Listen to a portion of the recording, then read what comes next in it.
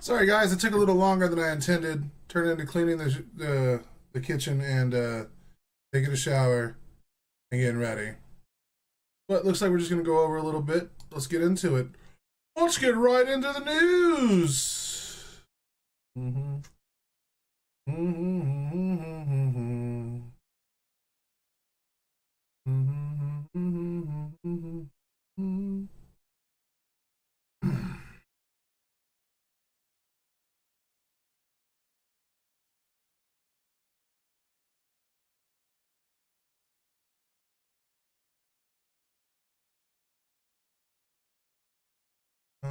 Oh yeah, it's gonna be way down here. I don't know why I'm going so slow.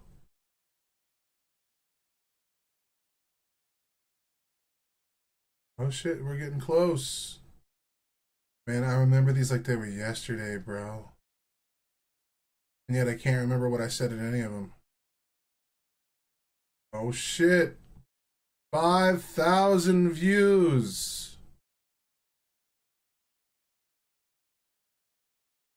I guess I should wear that hat. Oh, I think I burnt that hat to be honest. All right, guys. So let me go into whoa. That chair slid a lot easier than it normally does. Almost belly bumped the fuck out of this table. So for those that don't know, Donald, someone who came to our chat on Friday during the live stream to watch what we were doing, said, get yourself 3 coffees and do a re-reaction to the High Ren video. It was in this video he subscribed to our channel, and so I'm going to go ahead and do this. I like to honor the request. I think I'm all caught up, honestly. So now I'm just combing the comments to look for more music to react to. But anyway, David, I'm so glad you enjoyed the first video. I have a lot of things I'd like to correct for the record on this one. So that's exactly what we're going to do. See what mistakes we made, where we could improve them, and what things need clarification, and just to see how shitty I did. Anyway, let's get into it. What's going on, guys? William Barry here, coming at you. Damn, man, I got like a stray hair that's just vibing. This is looking a little grotesque. I'm looking a little butched over here. Hey, in our Oliver Anthony video, a few people requested us to react to, one person requested. 5 days ago, she requested I react to High Ren by Ren. I am definitely here to please people. I don't know anything about this. So there's a big chance I'm going to make myself look like a fool. I don't even know who Ren is or... Disclaimer. 2 people had told me about Ren. My buddy, who I call my league son, he told me about what Ren does. He's an artist and all that, that's suffering through a thing. And then Eric told me about it. But at the time, I saw this video blowing up all over the internet. So I just figured it was more contrite shit. You know what I mean? This is what I figured, you know what I mean? I made a base judgment on an artist that I never listened to based off of the fact that it was blowing up and very popular. And I saw a lot of the reaction channels at the time reacting to it. And during this time, I only reacted to stuff from League of Legends because I was a League of Legends content creator. And don't get me wrong, I still like to consider myself a League of Legends content creator, but we have added in a whole slew of other content since then. When Ren was first blowing up here on YouTube, I had a policy that I would react to no music. So I wasn't going to watch it. But as I started venturing more into more music, I saw that it wasn't as dangerous as I thought, and the copyright stuff wasn't as horrendous as I thought. But I try to typically only interact with independent artists. You'll never see me chasing major labels.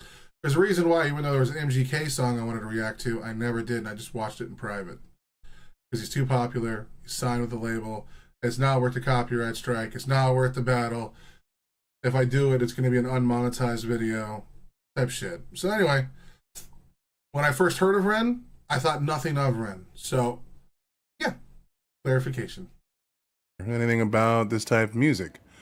So we'll play it and see what's going on. Let's not dilly-dally here like we typically do. Make sure the We do typically do. Sound is good. Guys, I hate watching myself so much. I miss how close that camera was to my face so I could hide my man titties. But I don't have to put that camera on that particular thing of butane, so I guess it works out. And plus, who doesn't like some titties? All right, we're Gucci. And hold on, so like, if I'm not mistaken, people said that's Victus, right? Right? Or is that Sam? I don't remember, man. There's so much fucking lore. There's so many fucking videos, dude. Also, this should be said that if you like the content that I'm doing, please support the original release. Facts! Always support the original release. Reaction content or review content or anything like that is never to replace the original. You should always check out the original in its full context without my pausing, without my bullshit yammering. And then if you like the song enough and you want to see other people's opinions on it, this is where reaction content should shine. I still agree with this. Just putting that out there, because a lot of people, for some reason, have the idea that they're here to watch the music video and not my reaction to it. And I know that sounds dismissive, but it's the whole point of reacting. It's the point of fair use. I'm supposed to add something to the content that I'm watching. True! And to be respectful to the original artist, you need to do that. Okay? Just Yeah, because if you don't do that, it's called theft, and you're breaching fair use. And I rage against the machine all the time when I see reactors just, oh, I like that line. Oh, awesome. Good song, guys. Thank you for sending it my way. Please donate to my PayPal, and I need to afford rent this month, and like, please support me financially. Nah, fuck all of that noise, dude. Just putting that out there.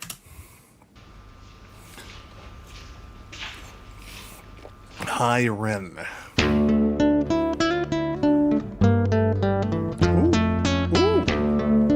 Hell yeah, dude, get into it. It's good.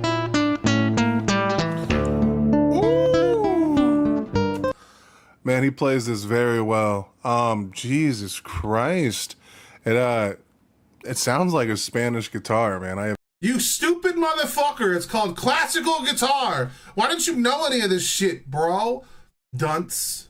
I'm sorry. No idea how you tune down for that, or yeah, you have to tune down. But the way that he's hanging on that, like, the string pluck is a fucking... It is good. It is really good, dude. Like, it just, the way he lingers it and he doesn't silence it, and he just let it go before he goes to, It is soothing to the soul. Also, it has a heavy intent, bro. I fucking like that shit. Because, like, that's something you can do while playing guitar. You can, like, not stunt its resonance. You can let it hang loose. And it's a very deliberate thing. And it sounds absolutely gorgeous. I didn't expect this. I thought this was going to be like another country tang song. Oh, hold on, dude. I should move this over. Because I'm blocking my own face. That's right, dude. My border is just a black square. That's how I do. And then whenever I need to do something, bro. Anyway. I don't even know why I'm showing you this ugly mug, dude. I was so zoomed in, you couldn't see shit. Might be wearing the wrong hat for this. What the hell?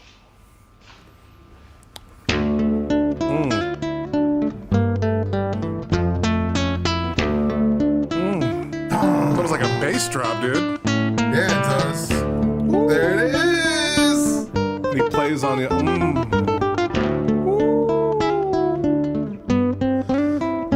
He's doing literally the job of two different instruments. This is some John Mayer level shit, dog.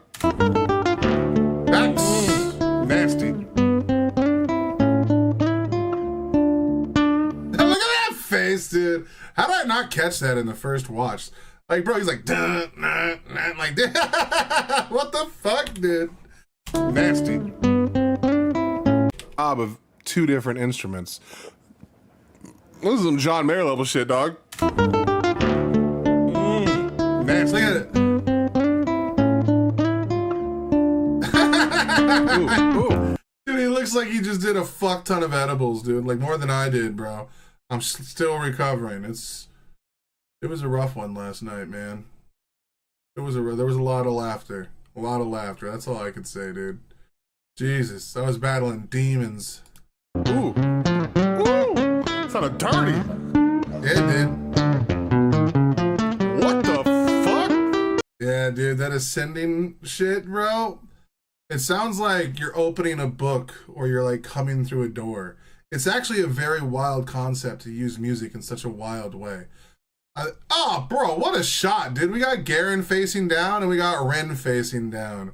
That's what I'm talking about. Let's go, Gare Bear. Hell yeah, brother. Sounds dirty on purpose. I'm getting like some starving Russian vibes, bro. Mixed with the Spanish guitar. Like, this is fucking. Yeah, dude, like the Cold War era, the fall of the Soviet Union collapse type music, bro. Where you're about to see like a, what's the word I'm looking for? Like what's the word I'm looking for, dude?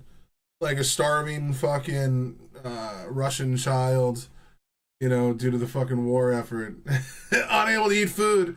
And it's like a black and white or like a sepia colored fucking thing with words across the screen. That's the type of guitar vibe I'm getting right here. And then it's called a classic guitar, Will, you stupid bitch. Fucking wild, bro.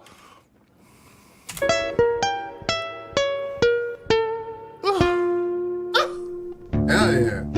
Ooh.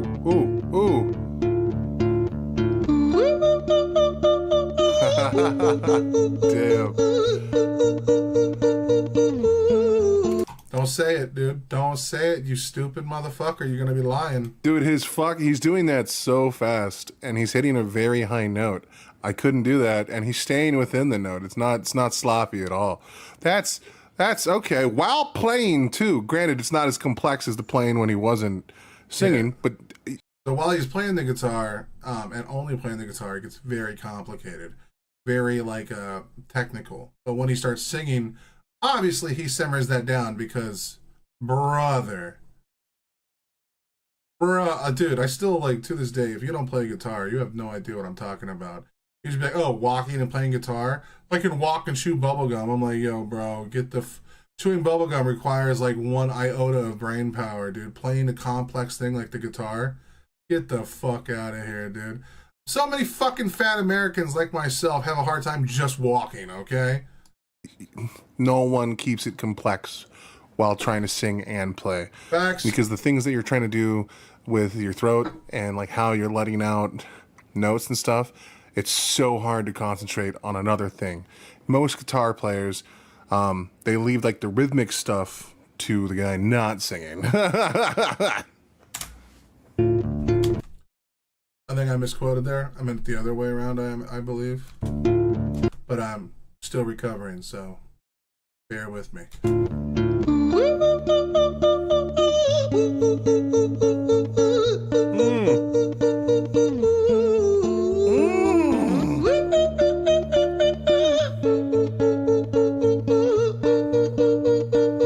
Looks like a crackhead though, did you? Maximize? Oh yeah.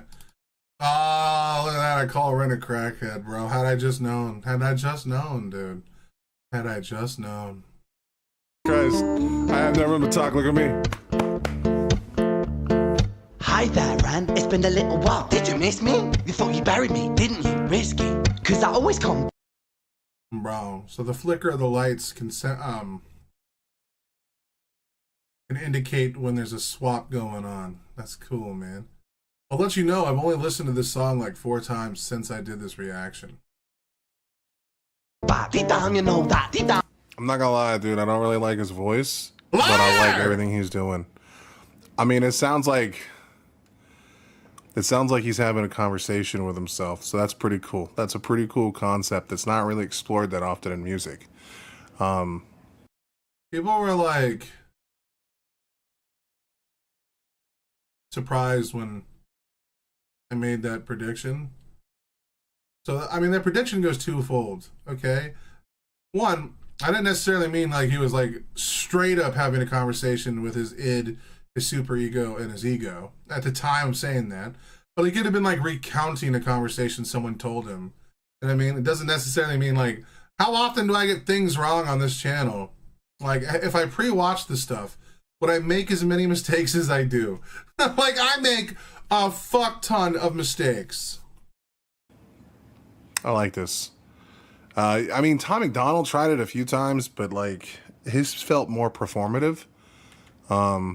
This feels raw. This feels like real. Like this doesn't feel like just an act. So far. Hi there, Ran. It's been a little while. Did you miss me? You thought you buried me, didn't you? Risky. Cause I always come back. Deep down, you know that. Deep down, you know I'm always in periphery. Ran. So that's a cool concept. So if he's arguing with himself, obviously we'll get further into it. But like, See, I gave a qualifier there in case I was wrong. What? I'm gonna go on a tangent. I apologize. Max, you Something go, that's King. really interesting, that a lot of people have this false sense of self. We all believe that we are the steward of our own destiny, that we are in control of the ship that we are driving. And it's just not true. A lot of psychologists have been able to point this out. I mean, Freud talked about it at all times in the past, So did Young, bro. So did Young. where there are three entities that exist within you that all drive you to the same point. So like something that's really interesting is that there used to be a thing that we used to do where we would like cut your brain, and then like your left arm and right arm are essentially two entities that exist within you that have their own needs and wants. Both sides of your brain think and do things differently, but only one side of your brain has the ability to formulate thought. Articulate thought, dipshit. And then the other side of your brain is kind of almost always forced into A submissive role. Come on, man. like essentially servitude.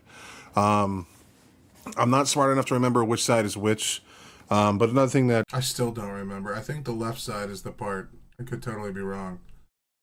No. Fuck. Freud talked about a lot was that, well, not another thing, but what Freud talked about a lot was the idea of self, the ego, the superego, and then the id, I believe. So I will say I was confusing some of Jungian's talking points with Freud's here. Jung talked about the shadow, which would be like another rendition of the id, but slightly different with a few variations. The persona, which is like this, like similar to like the super ego, but like in a way that like it makes it a mask. And then the anima, which would be probably the super ego. So the persona would probably be the ego, the anima would probably be the super ego, and the shadow would be different. And but they all accumulate into the self. At least that's my understanding of it. So I was kind of pulling when I was talking about the id and the concept of self. I was using a Jungian perspective through the lens of like a Freudian thing. So I kind of muddied the water there a little bit. But I mean, the Jungian perspective was born from the Freudian perspective. So, I mean, there is overlap there. I was just using some wrong. Were the technical terms he used. And all of these compile to make you as an individual. So subconsciously, you're pulling from things at all times. This is why some bigotry or prejudice can form in people. A lot of people will be like, oh, well, that's homophobic or transphobic. And you're like, well, I'm not afraid. It's like, well, no, you may not be outwardly afraid of these things. But intrinsically, subconsciously, you can build up like some kind of animosity through unperceived fear. Sometimes. Exactly. So the thing that I was trying to say and articulate here, especially because I just got off of a debate with a buddy of mine who said that, like, you know, that the Republicans and MAGA don't fear What in the meta is happening? Dude, Donald said he wanted to see me re-react to High Ren, so my video on High Ren, so you know, when you throw some bones my way and tell me to watch a video, I guess I have to suck it up and do it, even though I have to watch my own fat ass in the process. Shit, I forgot what I was saying. Through unperceived fear. Sometimes. Oh, so what I was trying to say was that, like, if you were to compare, so like right now, MAGA has a deep animosity towards the trans community. And I was saying this after being on Hot of the Heels. I think 2 days ago, I had a debate with someone about why the right attacks the trans community so often. And my point of contention with him was, well, it could be just spreading through fear. Like the fact, and he's like, well, I'm not scared of trans people. I'm like, well, you're probably not outwardly scared of trans people. I mean, you have guns and stuff like that. But fear doesn't always come out in like the abject level of like, you know, it doesn't just appear as like a dominant force of just pure rage. Sometimes it can make you detest, it can make you vile, it can like, you know, it can make you just hate things that you don't understand.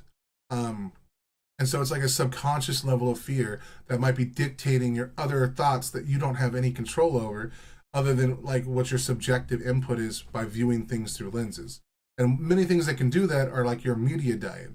You know, if you live in an entire community of people where all your friends talk, you know, bullshit about trans people, all the news you watch talks bullshit about trans people, like, you're going to create an ecosystem that like creates and further divides you from like the actual truth of what's happening, because you're entrenching yourself into an echo chamber, and it's being ruled through the concept of fear, but it's all subliminally being filtered through your mind, like on an unconscious level. Like you don't think you're being radicalized, but it's happening with you whether you like it or not. That's why you have to do everything in your power to never fault any individual solely. I watch a lot of Destiny, but then I'll also go watch Connor, or I'll go watch, you know, every occasion I'll watch a thing of Tim Pool. And though I'm disgusted with the things I hear from Tim Pool, like I still have to like counterbalance what I'm taking in when I watch like Destiny or Hassan or Vosh or, you know, Sam Cedar. And then I'll grab from Tim Pool, Dave Rubin, and I'll watch a bunch of it. And then I try to like analyze the information as honestly as I can, and I listen to their arguments and debates, and I try to, I try to formulate an opinion based off of multiple sources of information. But it just depends on, like, even I can fall subject to falling into an echo chamber despite having a more nuanced media ballot or media diet, just because, again, it all comes from like perceived thought. The more I start thinking that like a particular side of the argument is vile or evil, the less I'm likely to take into consideration what they're saying, even if I'm doing it on a subconscious level. Anyway, your subconscious is real, and it dictates a lot of what we do. We're just not aware of it. Anger is a projection of said fear, versus actually retreating. People are very complicated creatures, and more or less, a lot of us are in a lot less control than we truly believe. It's why we can have such rampant mood swings just off of something as simple as hunger. Like, all of us are a victim to our various senses. Now, that's not to say you have zero control and that you shouldn't be held to account for your actions.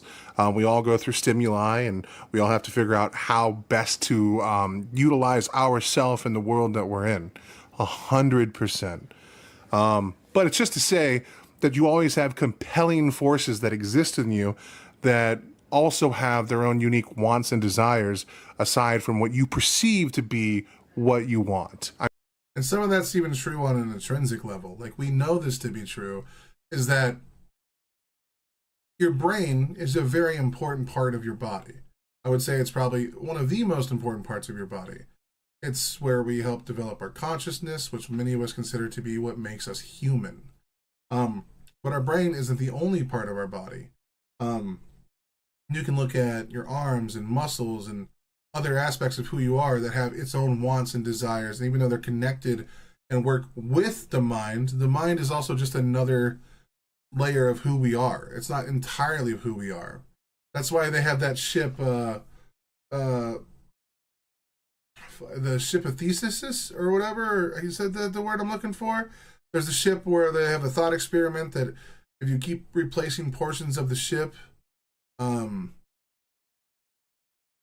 will what's the word I'm looking for? Shit. The more you replace of the ship, how much of that ship is still the original entity? Many of us would say that the mind is probably like, welcome back, Lou. The mind is probably like the cornerstone of what we are. But if we start replacing more components of our body, how much of the original us is intact? Again, humans are like completely designed to have their own memories and thoughts, and like your mind, it wants things outside of what your your arms want. Like they all have their own thing, and we kind of overemphasize how much our mind wants over the rest of our body. Clearly, or else I wouldn't be a fucking massive man. I mean, even in the sample of your body, your brain having two different hemispheres and controlling two different portions of you, when you disconnect their ability to communicate, the body does different things. Like you'll just grab for something with one arm that you didn't expect to grab for. You didn't even have the thought floating around, and the part of your brain that usually acts as like the source. What is a human? Hell yeah, Ricardo. A human is consciousness, not. Oh my god, I hate the MAGA talking points, bro. What is a woman? What is a chair? Cornerstone of yourself. It's a very complicated thing. So the line that like the thing is always there in the periphery, it's really cool and interesting because it's playing with that theme. That like you all. I said bigger words when I was depressed, dude. That's all I'm gonna put that out there. Like, I was better at this when I was depressed. That's crazy to me, dude. Always have another version of yourself on the border. Now, sometimes, a majority of the time, people never really confront those feelings. They never dig into those. They never hear the voice. But there are those that do. There are those that venture into that void, and when they do so, they usually come off as mad or crazy. But sometimes some of this might be a projection on my part, because I've always been told I'm a little wild, because they're like, Will, why don't you just be happy? It's like, who the fuck, I will cut you so hard. But it makes sense. Like, the idea is that, like, some of us have to venture into, like, the darkest seas of our mind to, like, come to understand the world. Especially those of us that don't, like, lay ourselves down the lines of, like, a pre-existing, like, established worldview, much like Christianity or the form of any religion can take. Meanwhile, those of us that don't use those type of things must look for those things in our own, like we have to look for our own moral guidance, situation to situation. And then we have to like weigh and check to make sure that we aren't being a hypocrite, or weigh one decision to another one to see if there's continuity through our thought pattern. Like, these are very true sentiments. And it's very easy for people when they're in the heat of a moment to betray a value. Bigger words doesn't equal better. True. But like, bro, you want to keep continuity through your thought process. Okay, that's important. Otherwise, it makes you someone who doesn't stand on the belief structures that you put forward into the world. That means that based off of certain stimuli, you're going to completely change your perspective or whatever. Like, the only things to change your perspective are facts, not just like how I feel in this immediate moment. Anger cannot be the underlying thing that you use to justify a radical shift in a belief that you hold. Like, continuity is very important. Sometimes they're like a mad prophet speaking truth in an age where such things are long sought lost. Long sought lost? I kind of want to slap myself, bro. This is cool. This is a cool concept. I'm already hooked. I'm loving it. Let's see what this young brother's got for us, okay? You're the same age, fat fuck. All right. I apologize. I know you guys don't like it when I pause that much, but there are deep things worth talking about here, and they should be explored. And if you're ever interested in these topics, I strongly suggest you pick up some really in-depth books that can explore some of the things that he's going through. And maybe he might not be just exploring those depths. He might just be someone who hears voices, which adds a whole other level of complexity to it, because he might be going through an actual mental health crisis, which should be taken very seriously. How little I knew I hate watching my dude. It's so hard. This is the hardest. Like, at least when I watched Uncle Ray watch my video, it was a funnier video where I didn't pretend to pontificate about the universe as if I had some deeper understanding. I'm just a dipshit that has opinions about things, you know? But anyway, I'm done wasting your time. Let's get back to the video. Hi there, Ran. It's been a little while. Did you miss me? You thought you buried me, didn't you? Risky. Cause I always come back. Deep down, you know that. God, I miss Red Bull so fucking much. Deep down, you know I'm always in periphery. Ran, are you pleased to see me? It's been weeks since we spoke, bro. I know you need me. You're the sheep, I'm the shepherd. Not your place to lead me. Not your place to be biting off the hand that feeds me. Hi, Ran. I've been taking some time to be this. That's so interesting. Because something that Freud would talk about is that we all, ego defines every part of us. I misquote Freud here a little bit.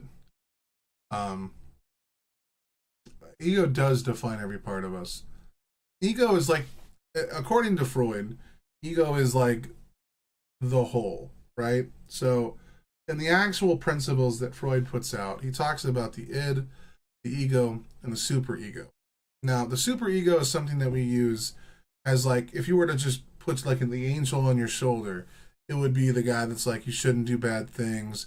These are the masks that you need to operate in order to be within society. These are the ideals you need to live up to. And it sets the rules and parameters of your life. And then your ego acts as a moderator between the rules that your superego sets up for you in life. And then you have your id on your other shoulder. It tells you your wants, desires, your impulses. Now, one of the things that I talk a lot about in these videos, and then it's one of the main things I try to push onto people, even if you don't like my worldview or the way that I think about things, is that nothing is really black and white. There are no true binaries in this world other than death for now. Like, those that are born will eventually decay. What did Charlie Kirk talked about the law of thermodynamics in his last conversation?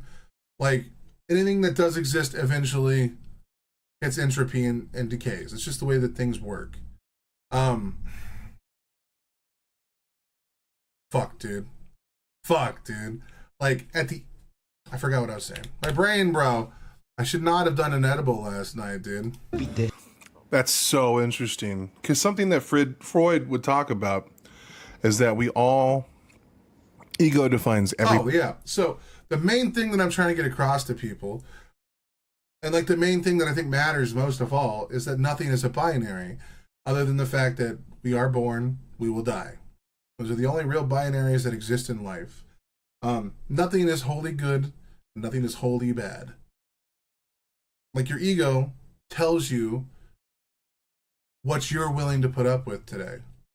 What level of bullshit is gonna, like, you are going to allow in your life. Eventually, you're gonna make a stand for what you think is right for you.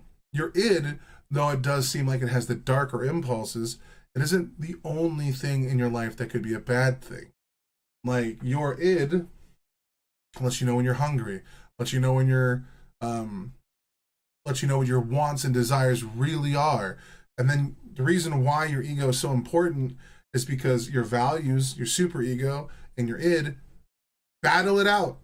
And then your ego is used then to interpret these things. Like, sometimes your superego could be enforcing too many laws and regulations on you that you've built up in your own mind, some things from false information. And your id could be the one that's correct. It's not just really like, that's why I don't really like the Jungian perspective, because it talks about the shadow. The shadow makes it almost always seem like it's malicious, when, at least with the id, you can just understand it as your darker impulses, such as your greed, such as your thirst, such as your wants, such as your ambition.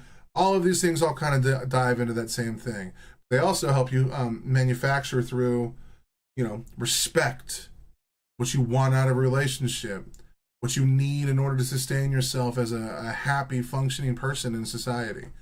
All of these can be like laid out by your id. In fact, they are laid out by your id, which is why I typically like Freudian, bullshit over Jungian stuff. But I mean, Young's gangster too. Be part of us. Ego is a bad thing in excess, but it's what also gives us our unique identity.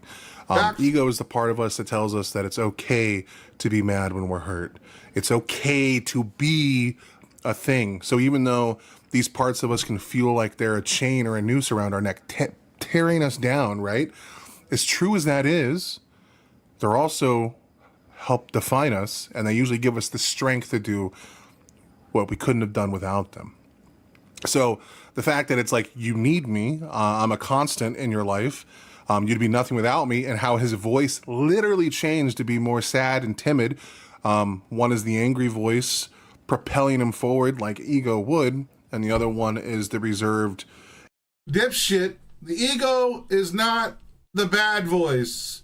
You confused Ego to some extent with the id, you monster.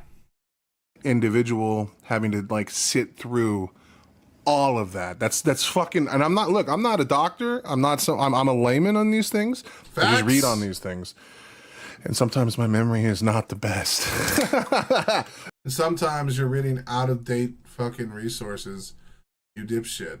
But I mean, you can't keep up with everything. That's why we have experts here to reaffirm and reteach us when we step out of bounds.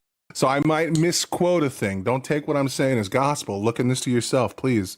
But this is cool. This is deep. This isn't just pain deep. This is philosophical deep. This is something that you can get lost into for the rest of your life. On your pleased to see me. It's been weeks since we spoke, bro. I know you need me. So now it's the other light Lincoln. He's about to switch over. You're the sheep, I'm the shepherd, not your place to lead me, not your place to be biting off the hand that feeds me. Hi, Bren. I've been taking some time to be distant. He's I've been even taking some acting time to be different. still. That's good. I've been taking some time to be by myself since my therapist told me I'm ill. And I've been making some progress lately. And I again, sorry for pausing, but the whole line, I need some time to be still. There is brevity in the silence. There is brevity. Then why are you never silent, asshole? That's right. I'm just airing out the comments people threw my way, dude. Gotta let them speak louder. You know what I'm saying? Gotta give them some airtime. But seriously, shut the fuck up, dog. In the stillness. Sometimes letting things happen is strength. You don't always need a reaction. Ironic, True. coming from a guy who pauses every 4 minutes. That's an understatement. It's every 4 seconds, bro, and then you talk for 4 minutes. I understand now why people talk shit. Not fucking around, dude. 30 seconds, 20 seconds, and giving reactions, but sometimes the silence is key. your place to lead me, not your place to be biting off the hand that feeds me. Hi, Bren. I've been taking some time to be distant. I've been taking some time to be still. I've been taking some time. Red Bull on Red Bull action? Come on, fat fuck. Taking some time to be distant. I've been taking some time to be still. I've been taking some time to be by myself since my therapist told me I'm ill. And I've been making some progress lately. And I've learned some new coping skills. So I haven't really needed you much, man. I think we need to just step back and chill. Ren, you sound more insane than I do. You think that those doctors are really there to guide you? Been through this a million times. Your civilian mind is so perfect to always be. Oh my God, the cadence, bro. Like, he's literally getting it perfect with the head bob. Like, it's almost like he has to do that to get the cadence out the way that it is. It's lyrical. I fucking said cadence when I meant words. Jesus Christ, dude. I don't know how anyone watches this fat fuck, dude. You guys are crazy. It's hitting hard. It's not like the most complex scheming rhymes, but it doesn't need to be, because what he's talking about is complex. It's actually better to reduce that complexity to make it simpler for you to understand so that you can grapple with the complexity on your side and then apply those things to your life. Which is true. The more complex something is, the harder it is for people to get involved in it. Though you would be surprised if you just change some of the words that you're using in complex settings to make things far more accessible. That's something that Ren does very well. Ren's music is focused on Ren, which I have said in a few reactions now, but it's not a bad thing that that's happening. Ren's music is not just something that you listen to feel good or feel bad or, just to put on in the background. Ren's music is something that requires your attention.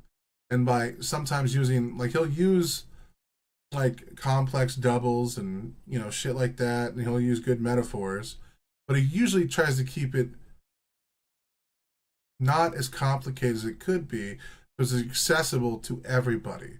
And that could be a same reason, like even his guitar playing, though he does have really complex moments.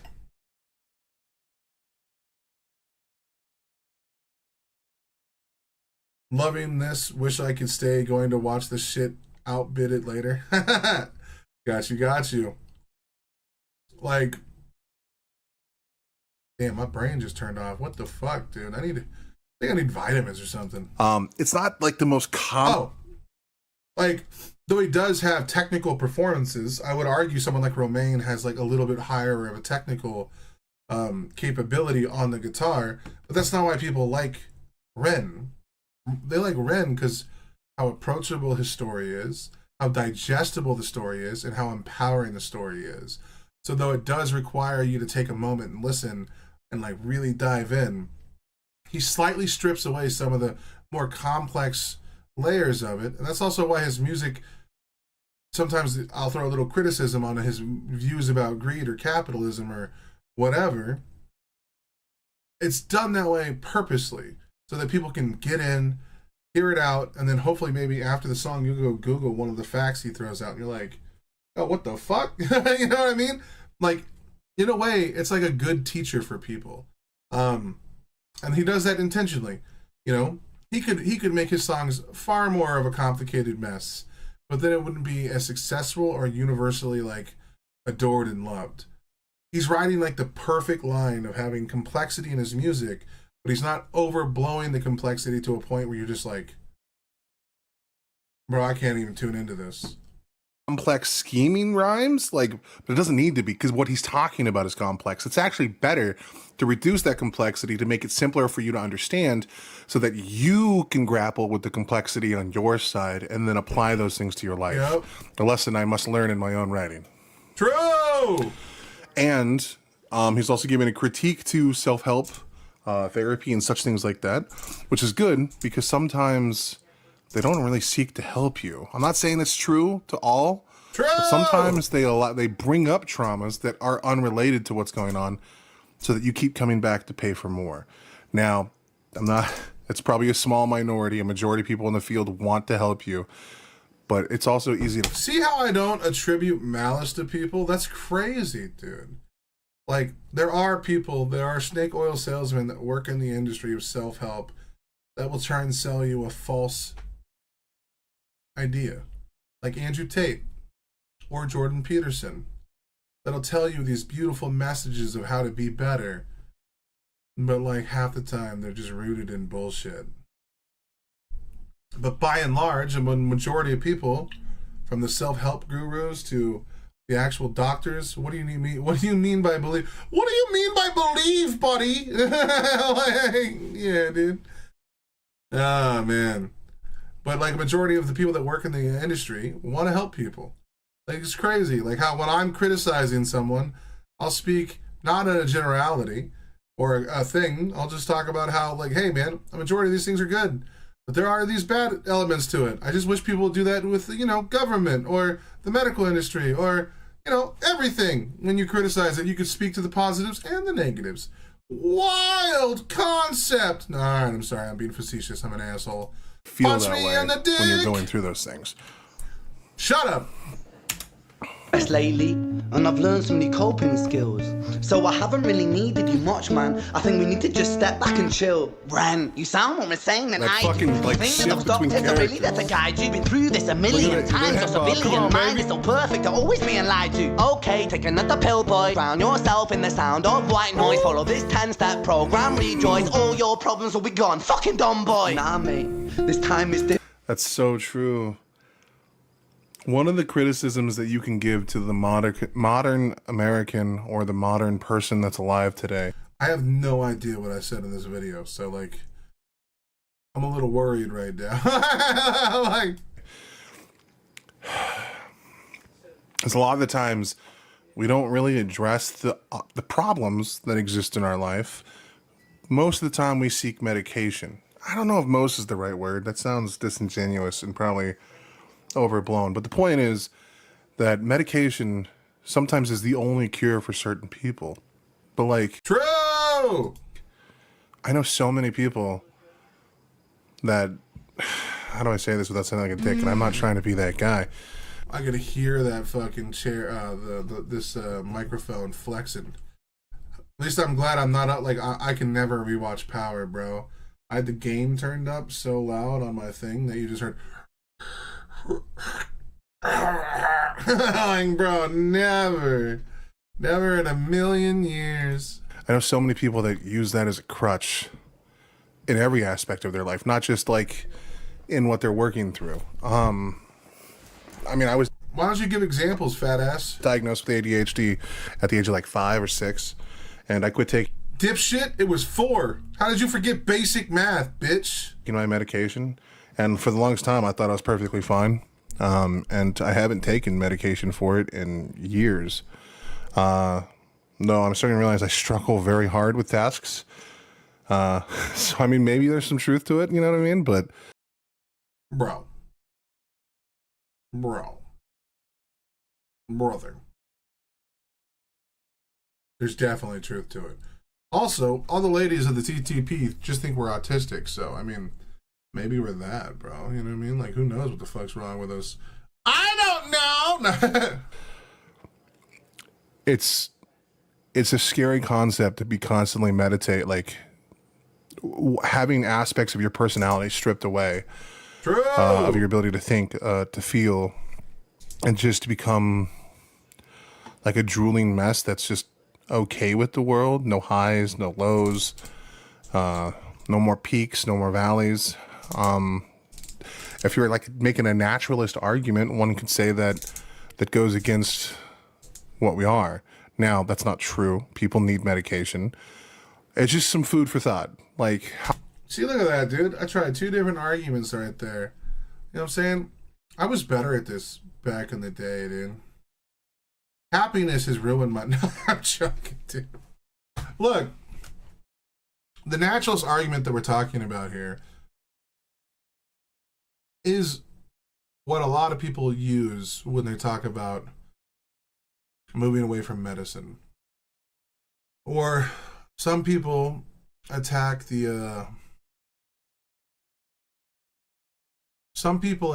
idea of medicine or the medical industry because of quite a few bad actors in the industry itself. And so some people like to move away from traditional medicine and move to like natural remedies and stuff like that. And if that works for you, that's awesome. But there are actual religions out there that say you can't use medicine.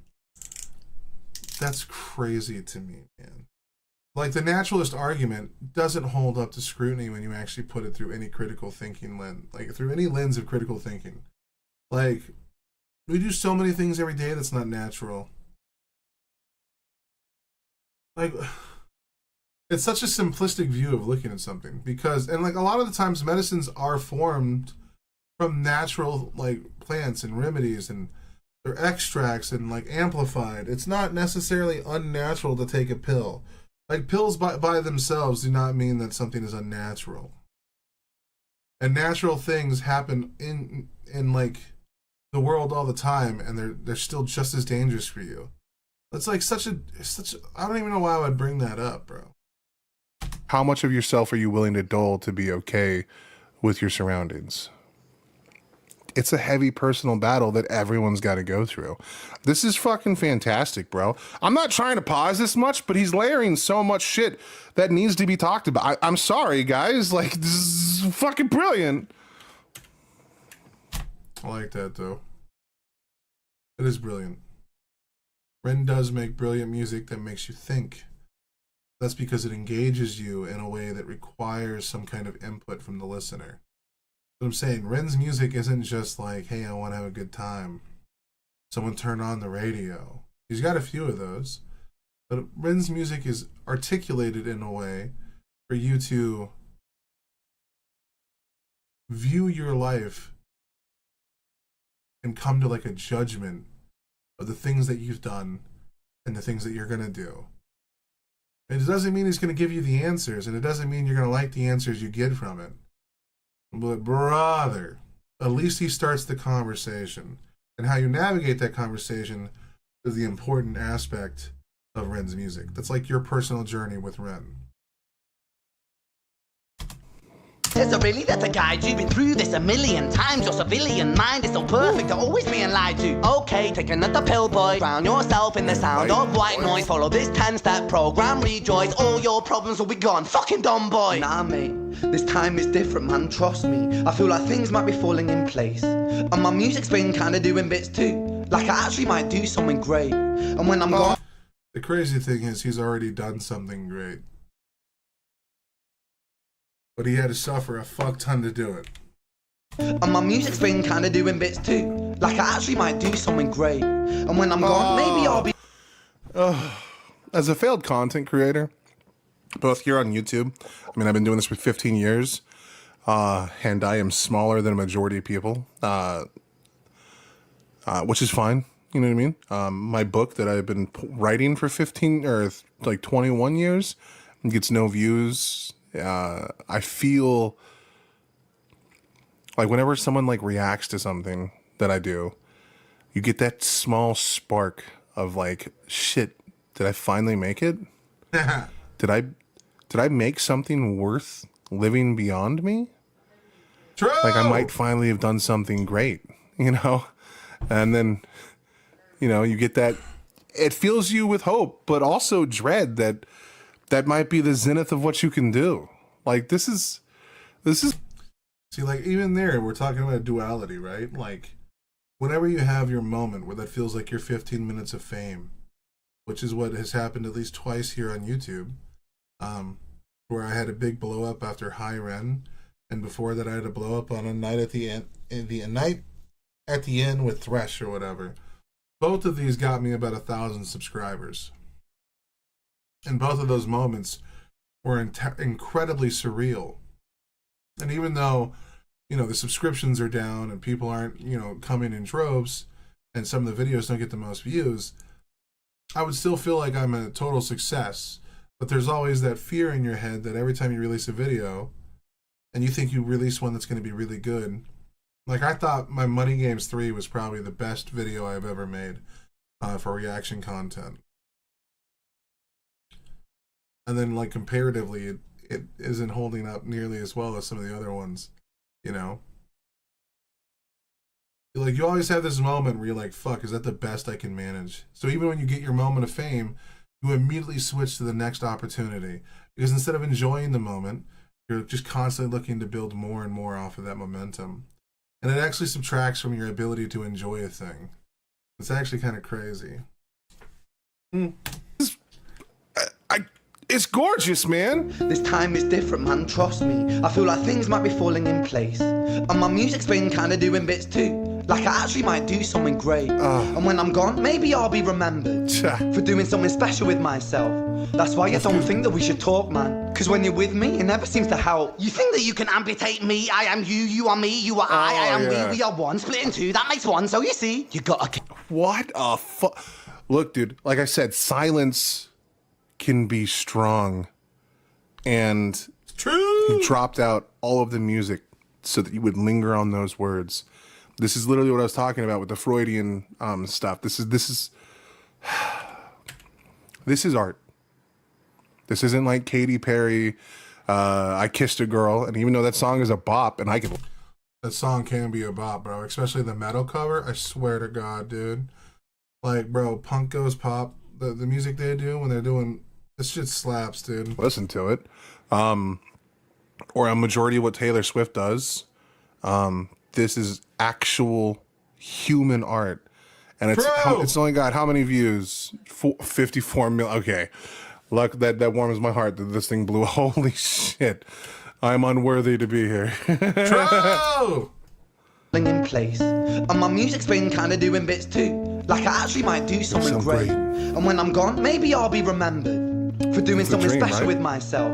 That's why I don't think that we should talk, man. Cause when you're with me, it never seems to help. Silence. You think that you can amputate me? I am you, you are me, you are I am we are one. Split in two, that makes one. So you see, you gotta kill you if you wanna kill me. I'm not leftover dinner, I'm not scraps on the side. Oh, your music is thriving, delusional guy. Where's your top 10? But one thing to be aware of is that both the superego and the id here are dealing almost entirely in absolutes, which is what requires the id to be, or the ego to exist. Because he's saying that take these pills, all your problems will disappear. No one says that in the medical industry. No one says you take these pills, everything will be fine. They typically tell you, especially if it's something that requires pills, that things take a long time and they take a lot of work, and then you'll never be there alone with just medicine. Like, in order to get through your problems, it requires this. Your mind, every single day, working through your issues. You know, it doesn't, you don't get to just take a day off because of medicine.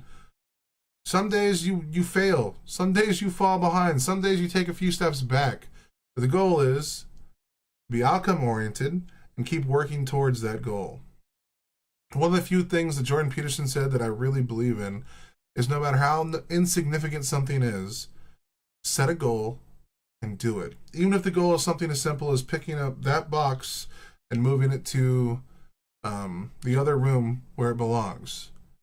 No matter how useless you are, I picked this thing up and I took it over there. That is a real tangible change that I made in the environment. I had an effect on the world, for better or worse. I changed something that was in its natural order, and I got to direct it how I saw fit. We all have the ability to change every aspect of our lives so often. And we just give that feeling away and put it in the hands of someone else so we can point the finger and blame them. It's so disheartening. Hey, where's your interview with Oprah? Wow, your Grammys ran nowhere. Yeah, but my music's... That's true, man. One of the biggest problems in the music industry, by and large, and we thought that Spotify would rectify this. We thought that Spotify was going to give a chance to smaller creators because the radio wasn't doing that. Music, MTV was barely doing that, especially when it became a reality TV show. For the longest time, music was curated by a handful of people in Hollywood. True. So Spotify was supposed to be the burden's relief, you know? And what happened was more and more people never explored. That's because people don't seek for truth. They seek to emulate what's around them. They aren't looking to change things up. And the problem is, in order to look through a dozen of artists that you don't ever hear anyone talk about, is it takes some level of courage and some level of understanding with yourself.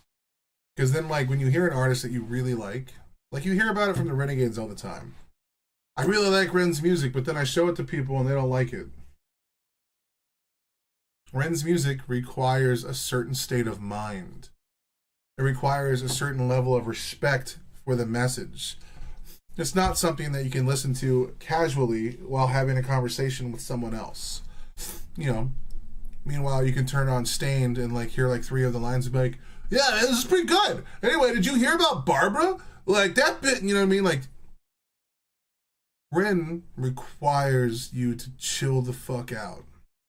The problem is, if you look at a majority of artists or a majority of people, what are we typically afraid of? We're afraid of looking like dipshits. We're afraid of like the harsh judgment of our equals, you know? Like, people are afraid to like, you know, risk anything. So why would someone go out of their way to scroll Spotify where there's millions of artists with like under like 50,000 plays, when like, what if you go listen to something and you like it and you go show it to your friends and be like, hey man, did you hear this band? And they listen to it like, bro, that's dog shit. Well, now it looks like you have bad taste. Now it looks like you know what the fuck you're talking about. And now you feel personally attacked. It's just easier to follow what everyone else is doing. Justin Bieber dropped a new CD, bro. Oh shit, let's go all listen to it and talk about it. Plus it builds community. Plus it builds you, it brings you into the friend group. You can have conversations about it. Now it's topical. People like to be topical. That's why people got into Game of Thrones when it came out, when having a success. Not because the show was good. It's because it was everywhere and somewhere everybody talks about. Same thing with The Boys or Invincible. Now, granted, all of those things I just named are awesome. The Boys, the shit, Invincible, awesome. And then you have Game of Thrones. The dialogue is single-handedly the greatest dialogue of like all time for like the first 4 or 5 seasons. But the reason people got into it was because it was popular, not because it was good. People got into Ren like Nickelback hate. Hell yeah, dude. Like Ren is now popular. So more and more people are going to get into Ren and give Ren a shot. It just also works out pretty well. Like he's like those other things that's pretty fucking awesome at the same time. And typically, they filled stadiums. Yeah, dude, and Nickelback still has a few bangers from time to time. I'm sorry, bro. Like that one album, there's like at least 3 songs on there that I think are like certified bops. You know, even though it's not the most thoughtful and thought-provoking and deep music. Look at this photograph! Like, come on, bro. No one's looking through Spotify songs in the contrast of the Oh my God, amount of hurry people. up, bro. I apologize. The top performers raking all the views. True. And as much as I enjoy Billie Eilish, and I think that she's actually very talented and like a young cat power, True. and she's gorgeous. True. Majority of artists, they just rake in views. They release a single and it gets like 40 billion plays. And then artists, unlike, Ren before this video, probably got like 1,000. Some of my favorite artists growing up, some of them that make actual compelling, thriving music that talks about the human fucking condition, True. get like 10,000 plays a month. If that. While other ones are just like songs about lollipops and butt sex. Though those things are awesome. I still think that the shirt that we're trying, I'm going to make a shirt or a hat, and I still think it should say lollipops and butt sex. I think that should be I've only used that joke once in these videos, but like, that was the first major joke I made. And I feel like it should be immortalized on a t-shirt somewhere. No one branches out anymore. Like, the zenith of music was actually in like the 90s when unknown artists can do something so powerful. The internet is the most powerful thing we've ever invented. It's made it to where people across the globe can watch my dog shit content. True. Or watch masterpieces like this, and by and large, True. songs like this fall by the wayside. Every once in a while, something breaks through. Oliver Anthony, Ren, like these guys are doing things that shake the music industry. But for every Ren or Oliver Anthony, You need to hear the intro songs to the Well-Read podcast. Maybe I do. Maybe I do. there's like 200 artists that make slop content and people devour it wholesale.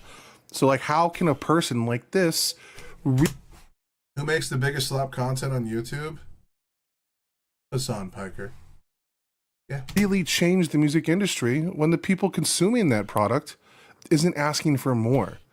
True. I could make the same comments about, movie, TVs, video games. People know even reaction content. I get so much flack for actually sitting here talking my way through a thing, but that's the point of it.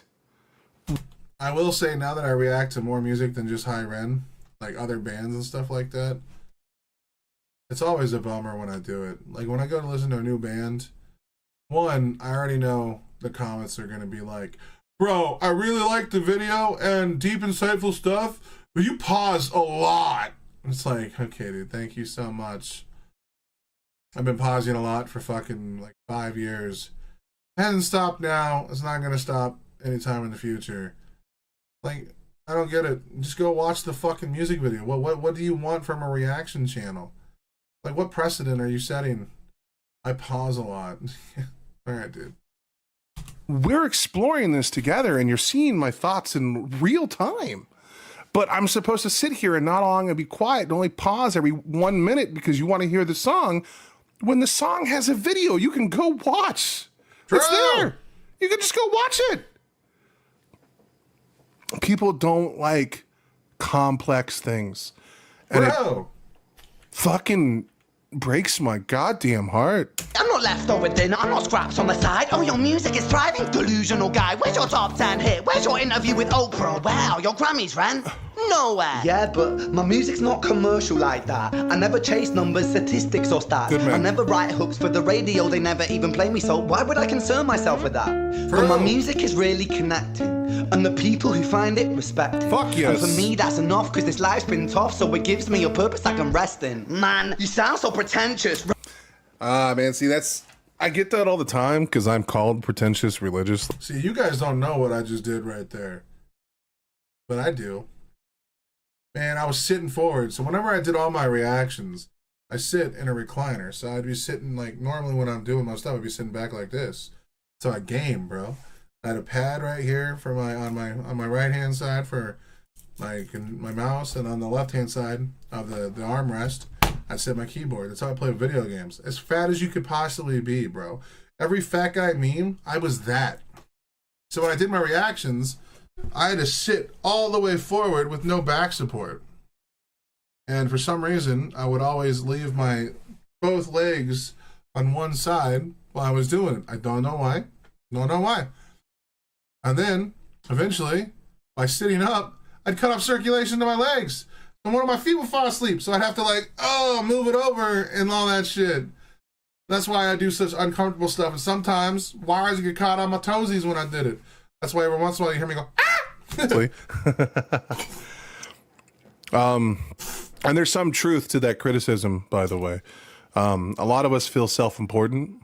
The reason why we scoff at common folk that don't give a shit about more in-depth things is because we believe ourselves to be better than them. True. Oh, I'm willing to dive into the depths of this song, and you're over here rocking the Katie Anthem's anthem about kissing girls. Katie Anthem's anthem? The fuck was that, you fat fuck? People say you're good at speaking. Why are you fucking up so many basic sentences? I just fucked up another one. Bro. Katie Anthem. I wonder what music she makes. God damn, bro. I'm even fucking up while I'm trying to criticize you for fucking up. We're just a whole big bag of fuck ups around here. It's like, all right, dude. But sometimes music is just an escape. Is this the leg falling asleep reaction? So you got to be careful. There was dude, it happened like 3 times. It definitely happened in Jenny and Screech. That much I know. If a video went over 30 minutes, my legs fell asleep. And as someone who just said a bunch of shit that was mean to that industry, let's use Call of Duty as an example, because everyone... Yeah, I liked it again here. I was criticizing a group of people, but then like with the next verse, he like shows how there's some like flaws in that logic, and now I'm criticizing people like me that were criticizing those people. Hell yeah, brother! One knows what the fuck Call of Duty is, and it's more modern because Kiss a Girl came out in like 2008. Song's still a bop though, bro. It's still a bop. Certified. A lot of people complain that Call of Duty is a shallow game, and it fucking is. It's a shallow ass game, bro. And yet everyone plays it. I mean, I don't, but everyone else does. And true. Why is that? It's because work is hard. You just spent 8 to 10 hours, 12 hours being belittled by customers that think they're better than you. True. And your job is to sit there and suck it up and smile and just take their bullshit.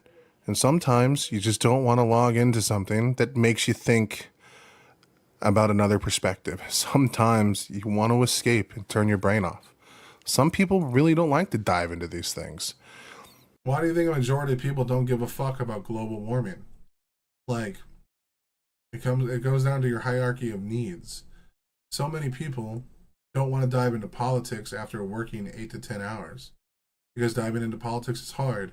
Because sometimes you have to like actually look at your own information and verify facts, and no one has time for that shit. And the same thing can be done with the media that we interact with. Like, people don't want to come home and watch videos about Israel, Gaza, or, you know, because, bro, what the fuck? They just want to come home and unwind. Life is hard. Their body hurts. They were yelled at for days. Like, they just want a vibe. And we all do that to some extent. That's why many of us dive into reaction content to begin with. We heard the song, we liked what the singer said, we listened to it on repeat probably for like a week, and then now it's like, well, now I want to go see what other people think about the song I like. Then you start communities and groups, and then you start doing the same thing, and Anyway, that's just my opinion. As much as it makes me mad, it makes sense.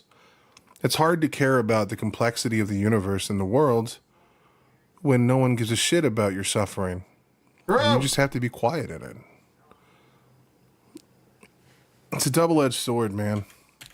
I just wish it would had more of an equal balance. You know what I mean? Like deep intellectual songs got more play, and then the bops and stuff like that. Goddamn, my foot's asleep, dog.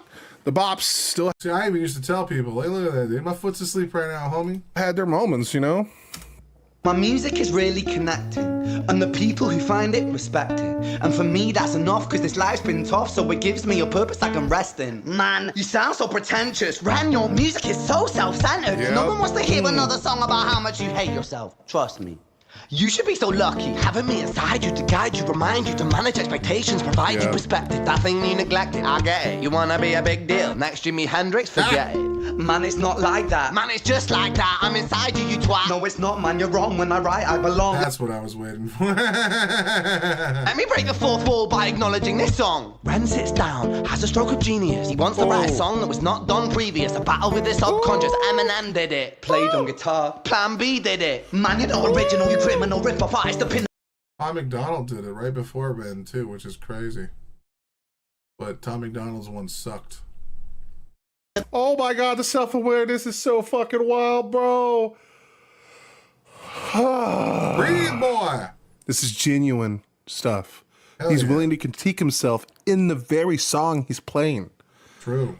Most pretentious people, myself included, True. we think we're above criticism, which we're not. We are fully capable of being wrong. Yes, and you're wrong all the time, buddy. It's okay.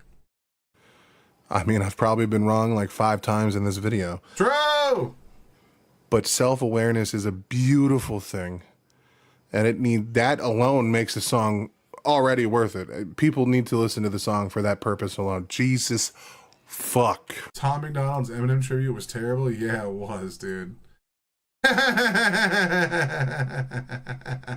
Tom McDonald, everything these days is terrible, bro. I like the ego, man. He's kind of a gangster character, You mean id, dipshit? bro.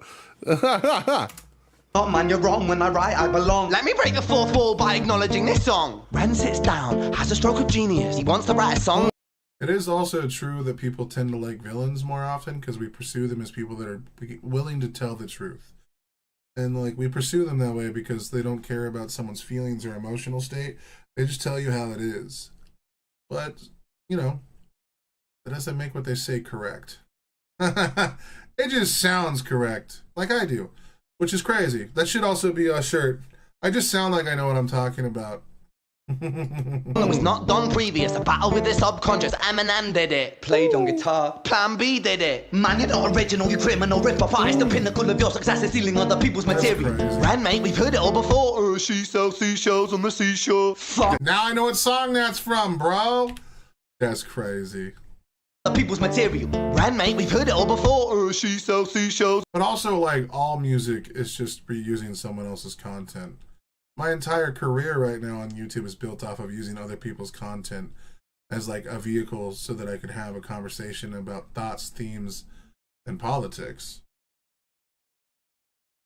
Pinnacle of your success is stealing other people's material. Ren, mate, we've heard it all before. She sells seashells on the seashore. Fuck you. I don't need you. I don't need to hear this. Cause I'm fine by myself. I'm a genius. And I will be great. And I will make waves. And I'll shake up the whole world beneath it. That's right. Speak your truth. Your fucking God complex leaks out of you. Hell yeah! That's like one of the... That's up there with some of the best lines in the song, bro. Look at Now that. Even fucking old Will Berry, who lived in a shitty home. Actually, the house was pretty gangster, but man, that shit was trash. I feel like this is a personal attack on me now. The person asked me to react to this. That was rude of you, by the way. It was. But it's so true, man. What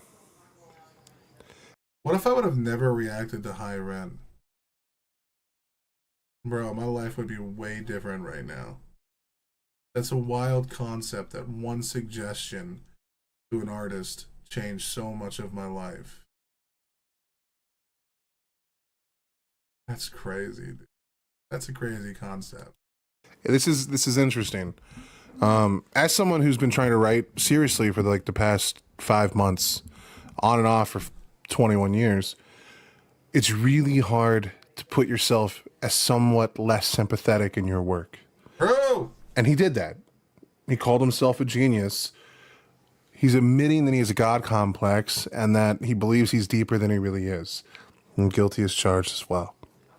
True. The reason why that's interesting, because you're not deep. Your hat's on too tight. is because now by doing that, he's stripping away some of the layers that would make you feel sympathetic for Sadran, and he's giving It's called super ego dipshit. actual truths to Ego Ren. Ego Ren, that's actually a gangster name, by the way. Ego Ren is a gangster name, and I should put that as a character in one of my books. That would be gangster. I'm doing that. I might put that as a fucking chapter. I'm just put that out there. Ego Man is gangster. But anyway, that's how you write compelling villains. They're not wrong. By the way, if we wanted to erase the idea of what's the word here?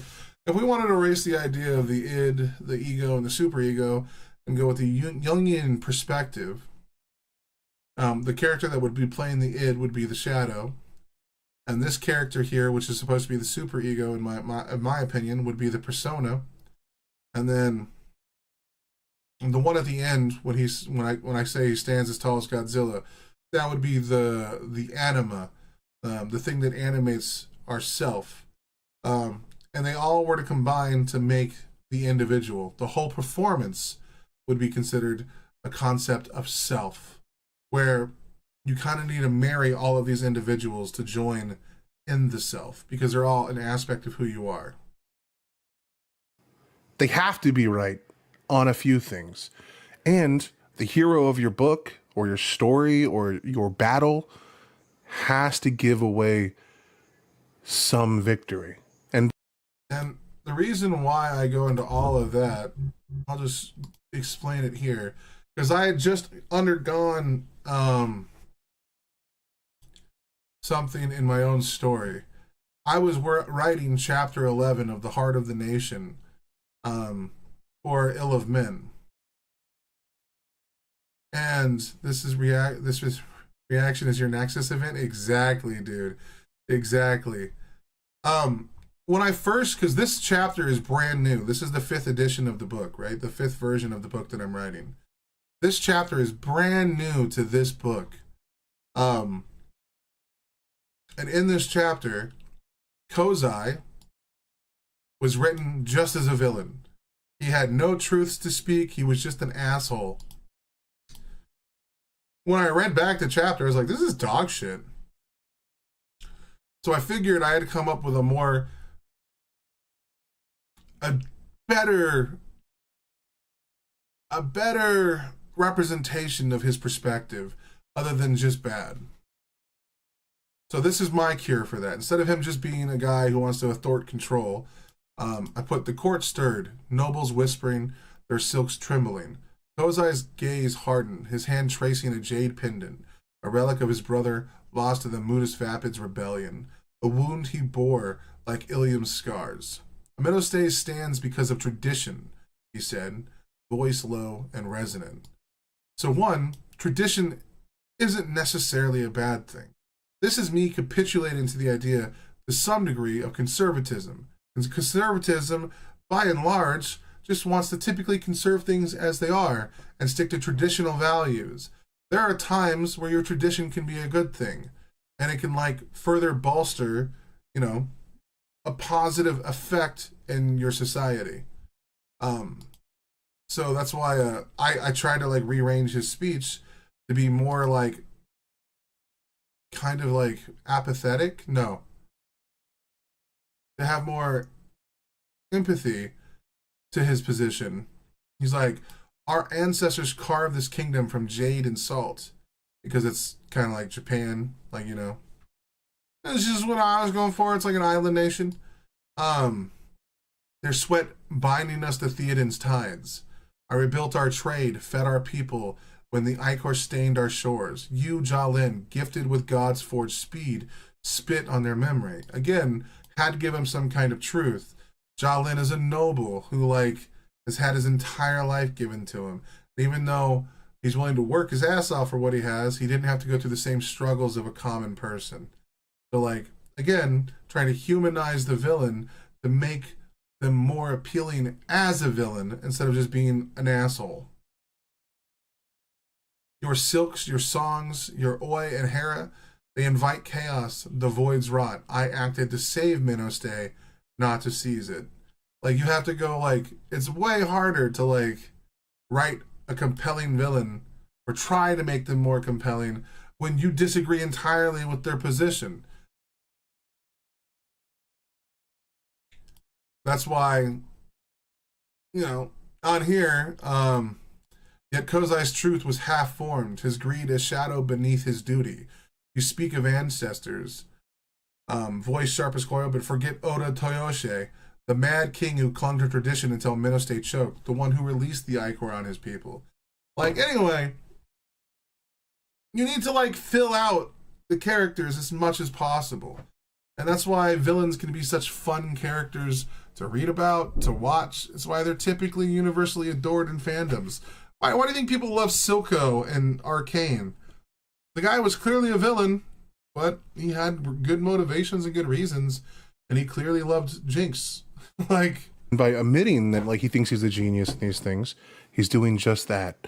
He's showing the Ren that he thinks is himself as being capable of being wrong. That he's not wholly a narrator that you can trust, and by giving, you know, wins to Ego Ren, he's really showcasing that duality is real in real time. And they both exist within a single entity, pushing him to create new things. This is dude, Ren's face is fucking hilarious here, dude. Like, what the fuck, man? Fucking masterpiece. 10 toes down.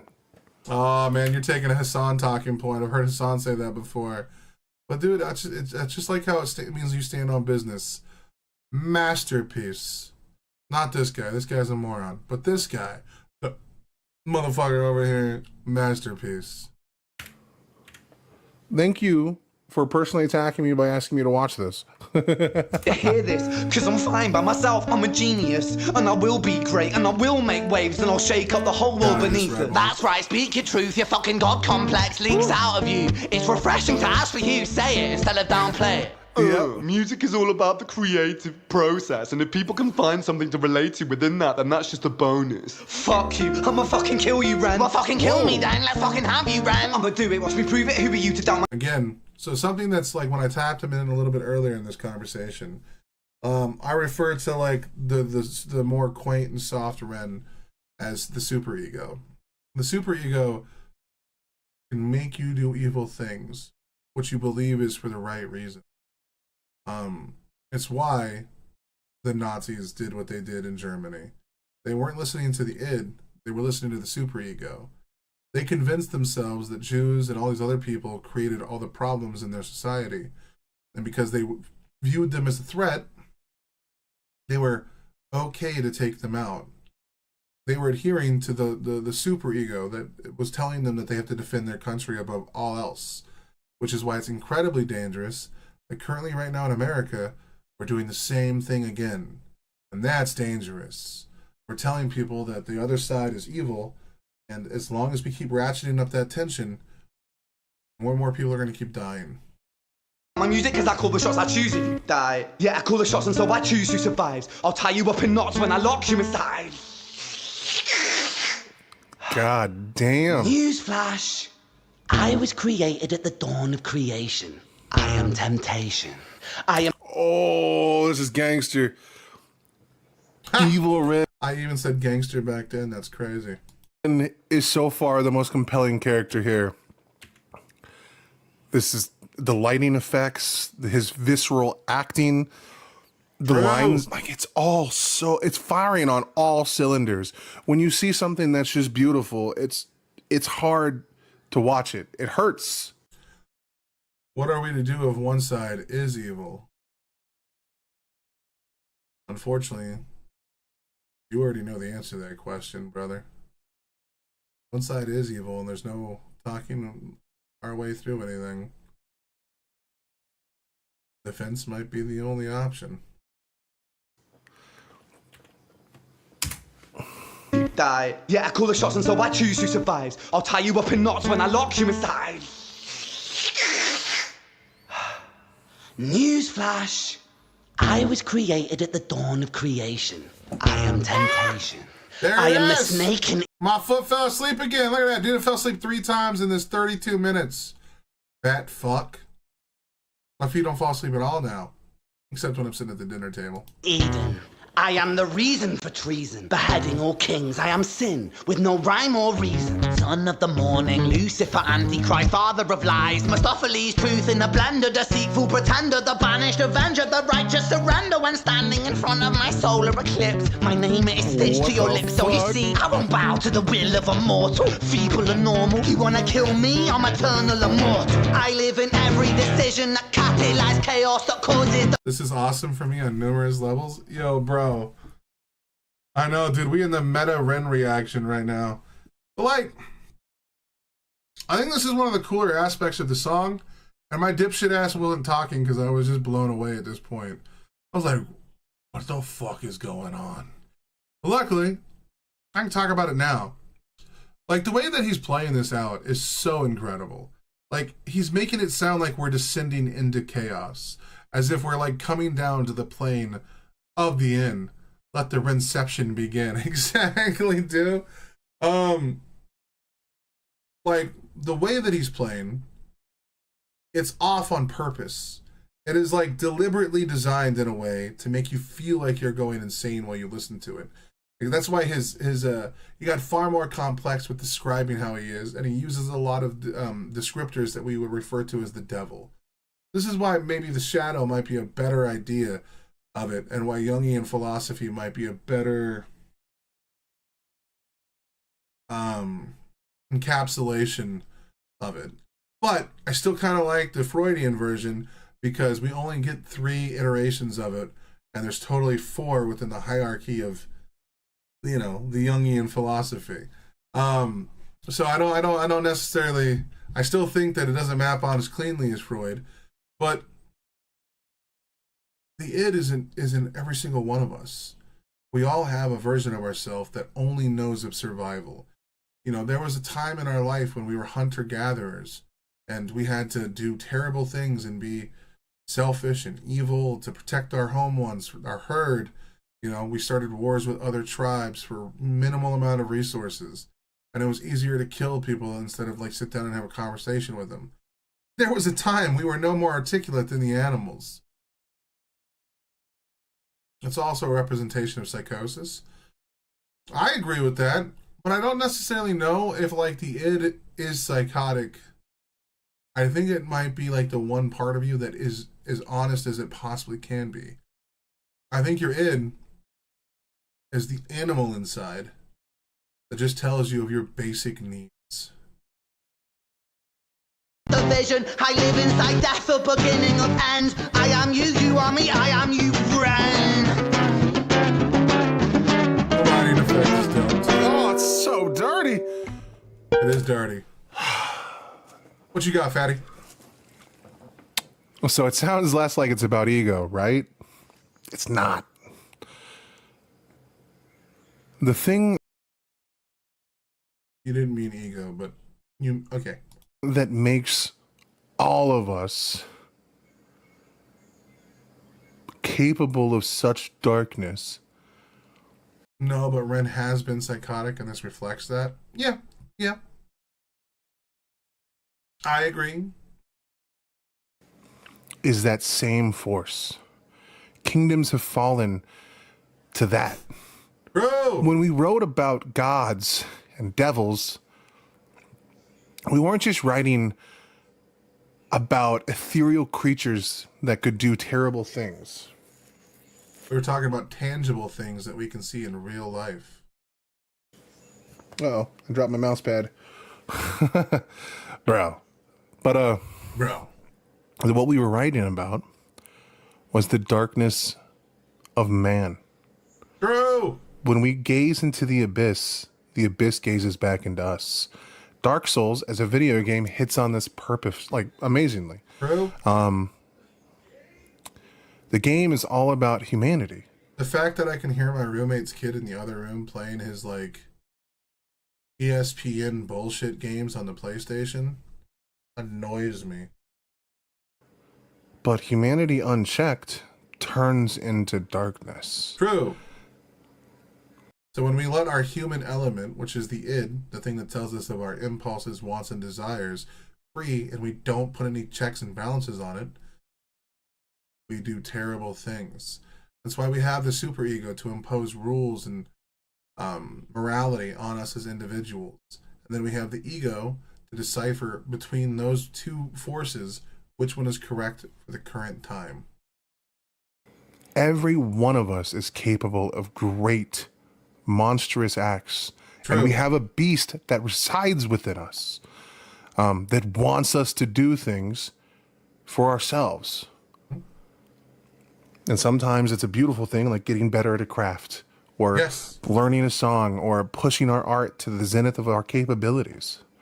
Which is also something that I wrote about in LMN with Tiss.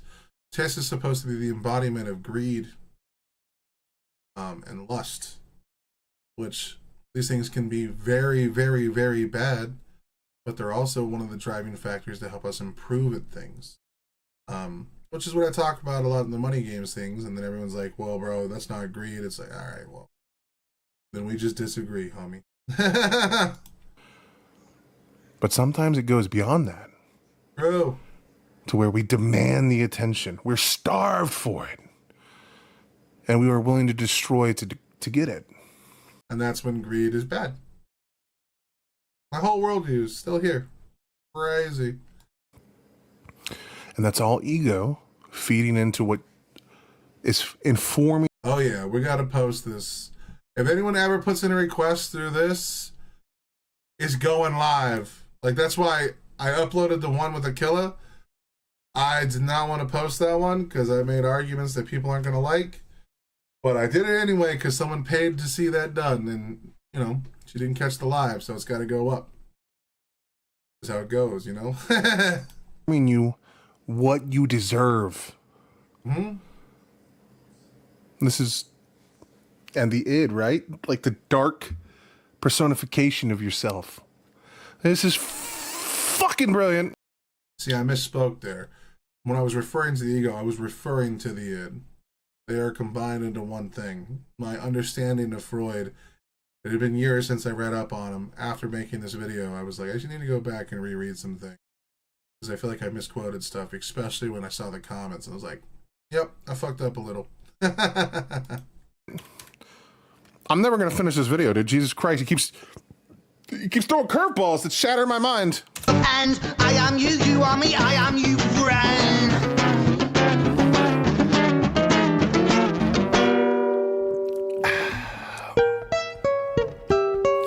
Obesity. I was even singing in this one? What the fuck? And I was singing the word obesity because they took a drink of Red Bull. Self-deprecation, yeah. How you gonna answer that back? See, this is the ego. This is the one that's heard both compelling arguments from both sides and building up, coming to peace, and coming to the understanding. If you're more a fan of Freud, this is the anima, the inner guide. Hi, Ren. I've been taking some time. Fuck, dude, I still love the way he says hi, Ren. We gotta...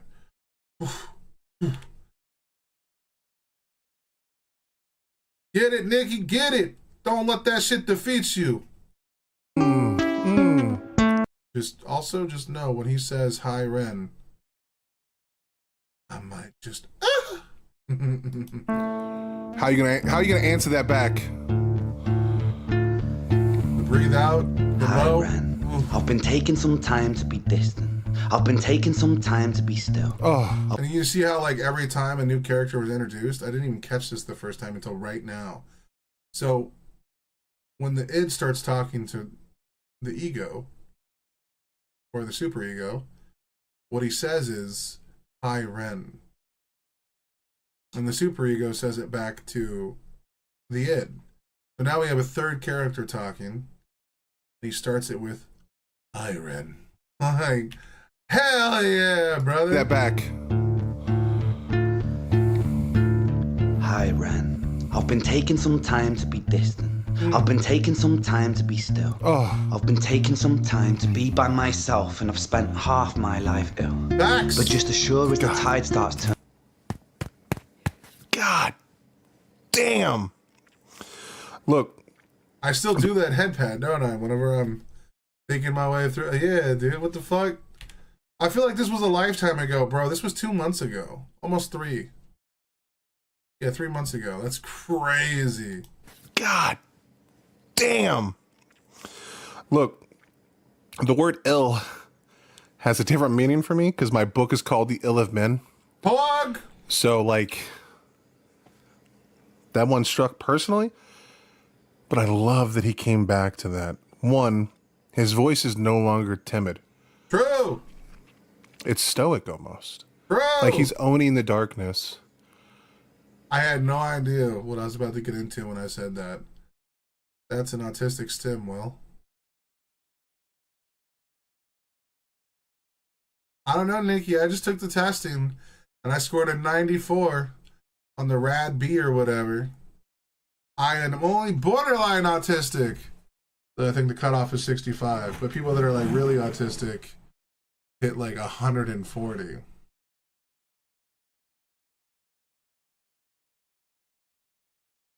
Just putting on his, I don't know, man, with by saying hi Ren back, I don't know, man. Maybe you're right. But maybe, you know, I'm just a dummy that plays video games, you know what I mean? And smokes weed, so I could totally be wrong there. Lada. I could totally be wrong. I don't think so. With the high rent coming in on that third one, I don't know. But you're right. It is just based off of my own interpretation, filtered through my own ego. They both say high rent throughout. Oh, you know what? Again, I am always open to being wrong. But also the change of the voice, I don't know, man. I don't know. I've been taking some time. This is my headcanon. I've been taking some time to be by myself, and I've spent half my life ill. But just as sure as the tide starts turning. God damn. Also, though, like, I don't know also, because, like, the last we heard of Red, he was saying he's going to kill somebody, you know what I mean? He was not acting like someone that was coming to peace with the character. I don't know, bro. I don't know. I might have to disagree with you on this one, sweetheart. Though, I mean, calm after the storm, agree. No, get out of here. Kia throwing me under the bus here. Look, the word ill has a different meaning for me because my book is called The Ill of Men. So, like, that one struck personally, Hell yeah, get but I your feelings. love that he came back to that. One, his voice is no longer timid. On the vibrant. It's stoic almost. Like he's owning the darkness. License And yeah, to he might ill. have been a little defeated in the Wait, last hold on. verse, but there's a quiet strength there, and it's brimming. That's Yeah, also, you got the strength out of nowhere. There's no way this is the same character. You don't just go, all of a sudden, I'm powerful. I mean, maybe. Who knows? There's a quiet strength there, and it's brimming. That's beautiful, man. That's not the voice of a defeated man. It's a voice of someone about to fight back. And me. Well, it's like quiet resolve. Quiet fury. That's like Gohan Super Saiyan 2. Like, ready to beam a motherfucker, dude. Father, Son, Kamehameha, bring it, dog. Maybe even acceptance. Yes. I got and lucky with that acknowledging one. that some of the stuff that the ego Ren Idrin, bitch, get it right. had to say. Hi, Ren. I've been taking some time to be distant. I've been taking some time to be still. I've been taking some time to be by myself, and I've spent half my life ill. But just as sure as the tide starts turning, just as sure as the night has dawned, just as sure as the rainfall soon runs dry when you stand in an eye of a storm. I was made to. The fucking wordplay. Oh, Yeah, buddy. this is beautiful, dog. Yeah, it This is. is nothing. There's nothing else to say to that other than it is breathtaking. Sure as the tide starts turning, just as sure as the night has dawned, just as sure as the rainfall soon runs dry when you stand in an eye of a storm. That's I was beautiful. made to be tested and twisted. I was made to be broken and beat. I was made. I look forward to the future reaction, this reaction of your high Ren reaction. Exactly, dude. Every year, we're just going to have to come out and do another reaction to this video to see if I change any of my opinions. And then eventually it's going to be like a 12-hour fucking thesis through a man losing his goddamn mind. Oh, yeah. I clicked off. You're right. Made by his hand, it's all part of his plan that I stand on my own 2 feet. Oh. And you know me, my will is eternal. And you know me, you've met me before. Face to face with a beast, I will rise from the east and I'll settle on the ocean floor. Hell yeah. Motherfucker's brother. Godzilla right now. He's so goddamn giant. It's Godzilla right now, dude. This is a goddamn shonen anime battle in a song, by the way. 100%. So I totally believe that still to this day. Like, this is a shonen anime battle, bro. He's stepping up against, like, a super powerful force that he has no hope to win. But through the power of friendship and willpower, he's going to make it. You know what I mean? This is like a speech. This is a beautiful moment. But it's long enough to where he's going to get a retort, and the retort's probably going to be just as powerful, I imagine. So a lot of people told me in the comments that this is like my big first prediction that I got really wrong. But apparently a lot of people said initially there was another verse that was planned after this, but he didn't put it in. So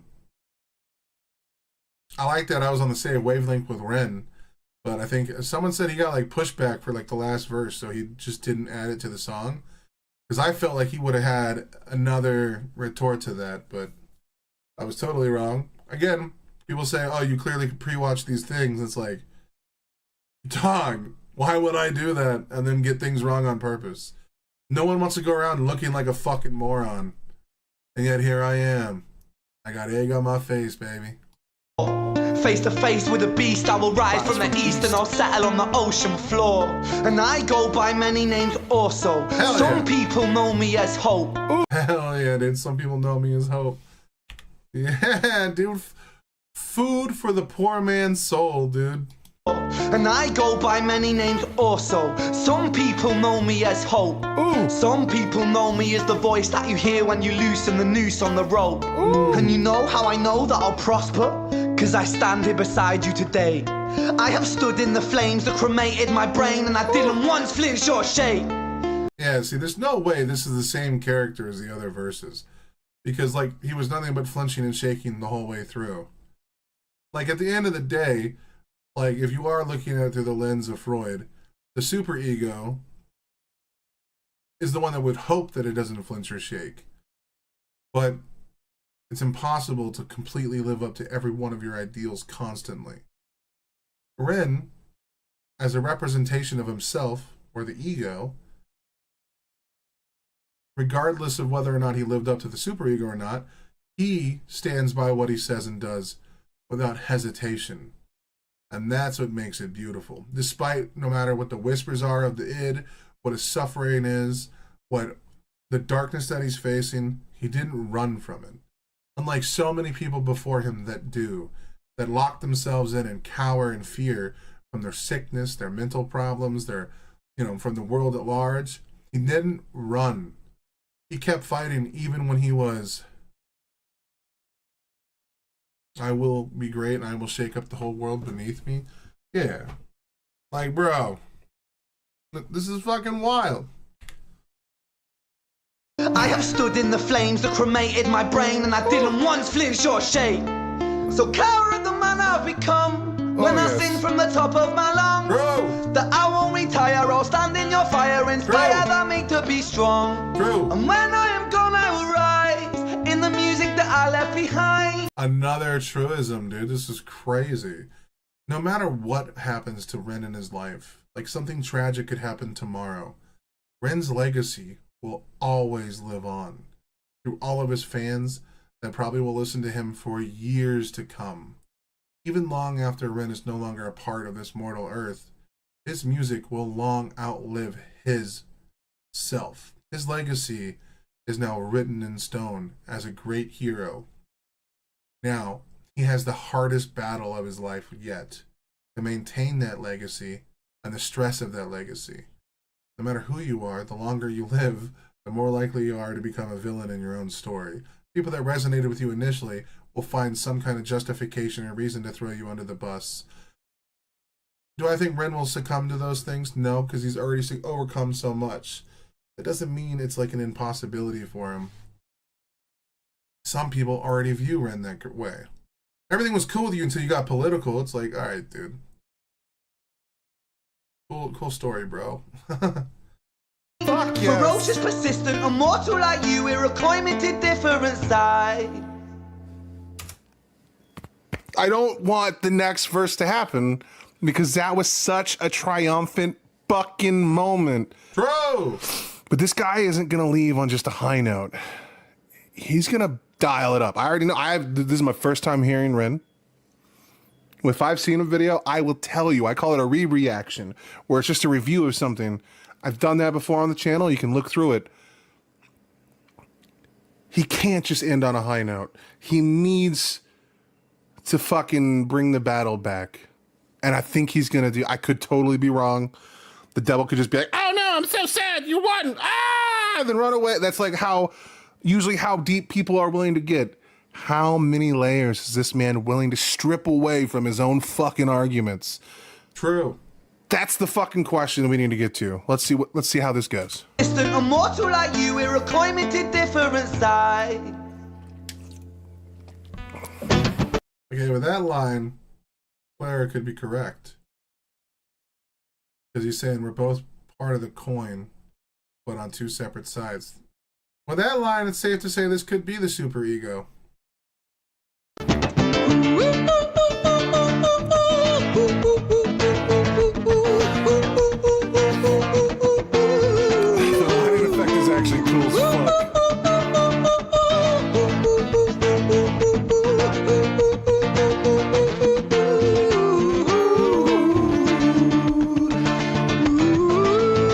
I didn't say you're correct. I said with that one line. But hey, I can be wrong. I'm okay with that. I've been wrong in so much of what I say. He's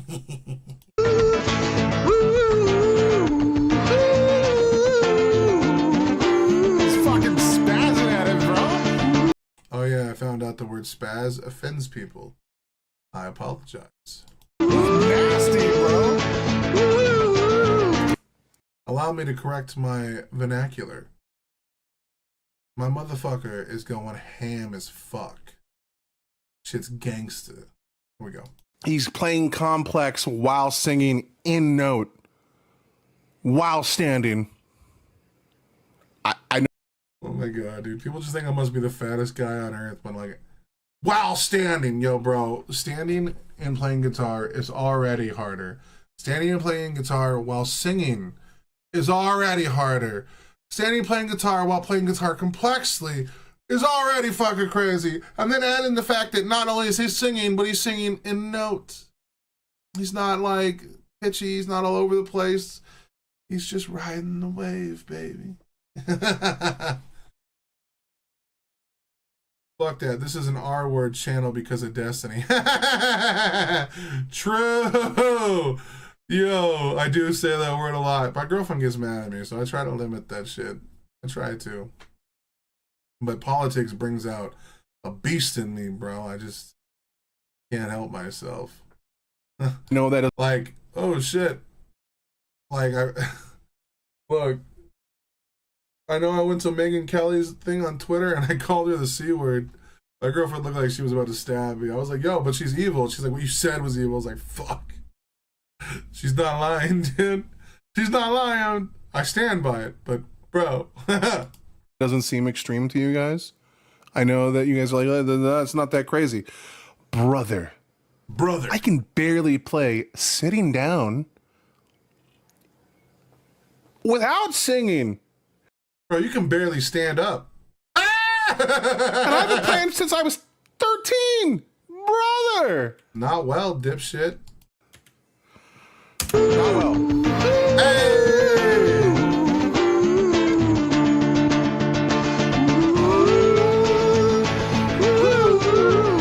It's not the most complex. He's not really played a lot, but Yeah. how's this gonna go, buddy? Ah, look at you. You predicted wrong, Oh, maybe bitch. he's gonna let it sit. Okay, if Clada was correct, and that was still the superego, then that means this is just the ego. A whole new character that blends both of them together. Yeah. I'm alive and the gutters are cleaned out. Hell yeah, girl! Nikki, I'm proud of you, dude. Good job tackling that shit, because that shit would have killed me, bro. I would have fell through your roof. And then you guys would have had a way bigger problem. When I was 17 years old, I shouted out into an empty room, into a blank canvas, that I would defeat the forces of evil. And for the next 10 years of my life, I suffered the consequences.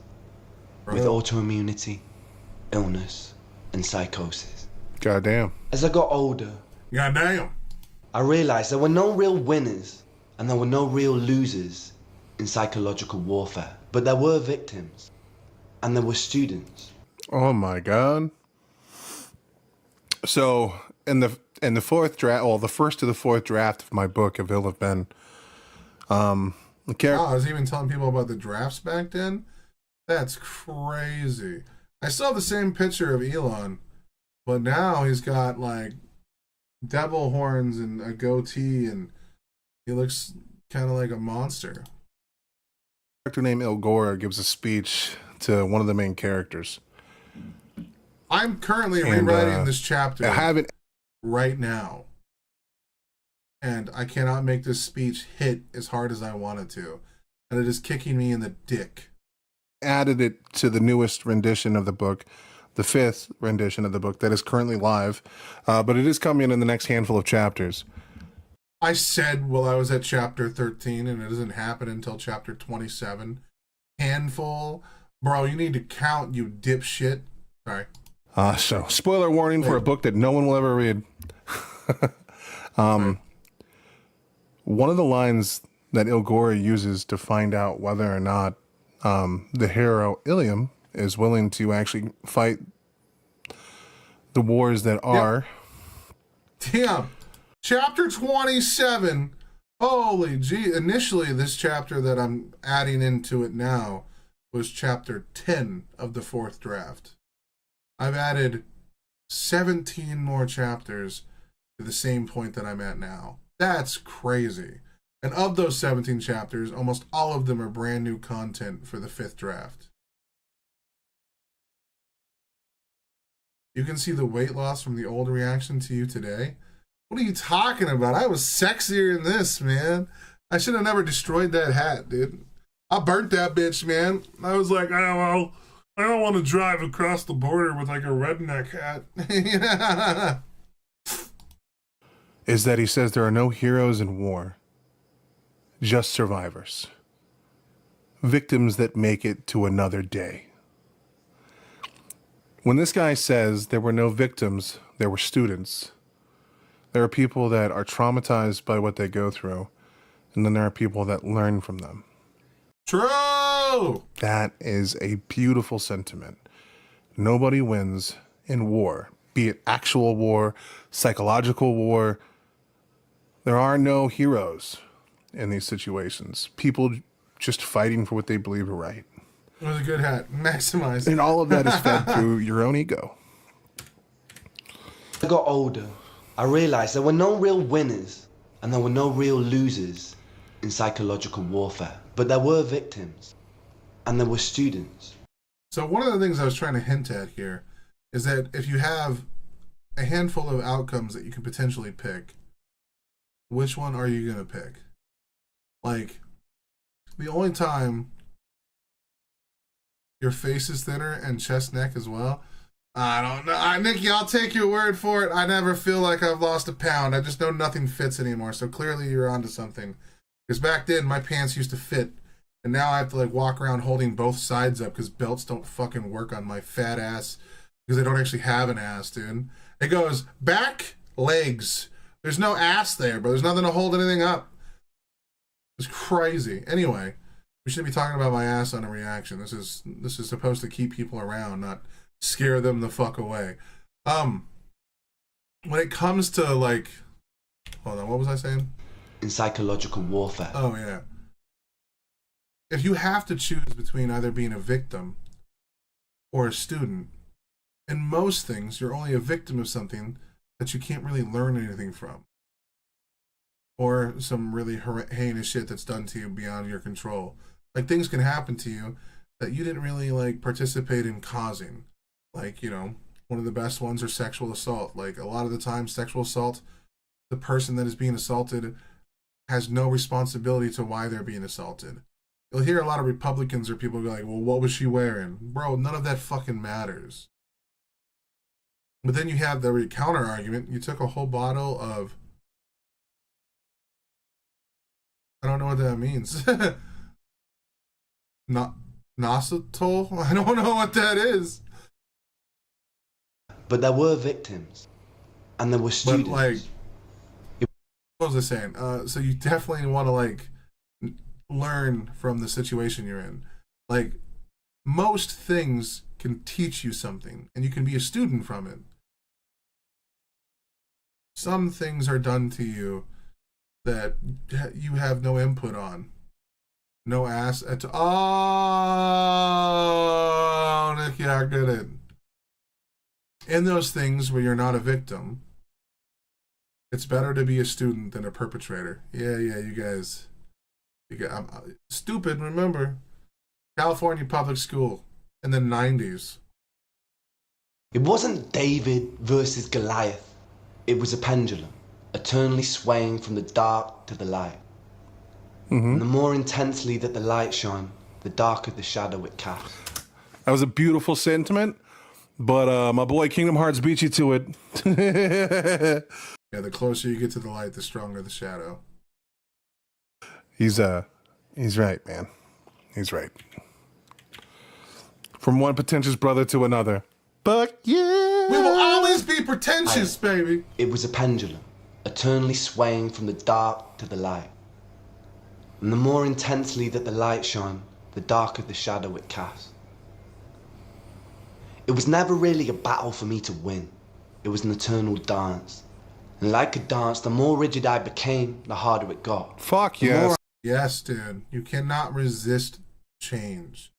The pendulum will always swing. You must flow like water. Bruce Lee said it, and so did Spike Spiegel. The more I cursed my clumsy footsteps, the more I struggled. So I got older, and I learned to relax, and I learned to soften, and that dance got easier. Jesus. It is this eternal dance that separates human beings from angels, from demons, from gods. It's what gives mortal strength, my boy.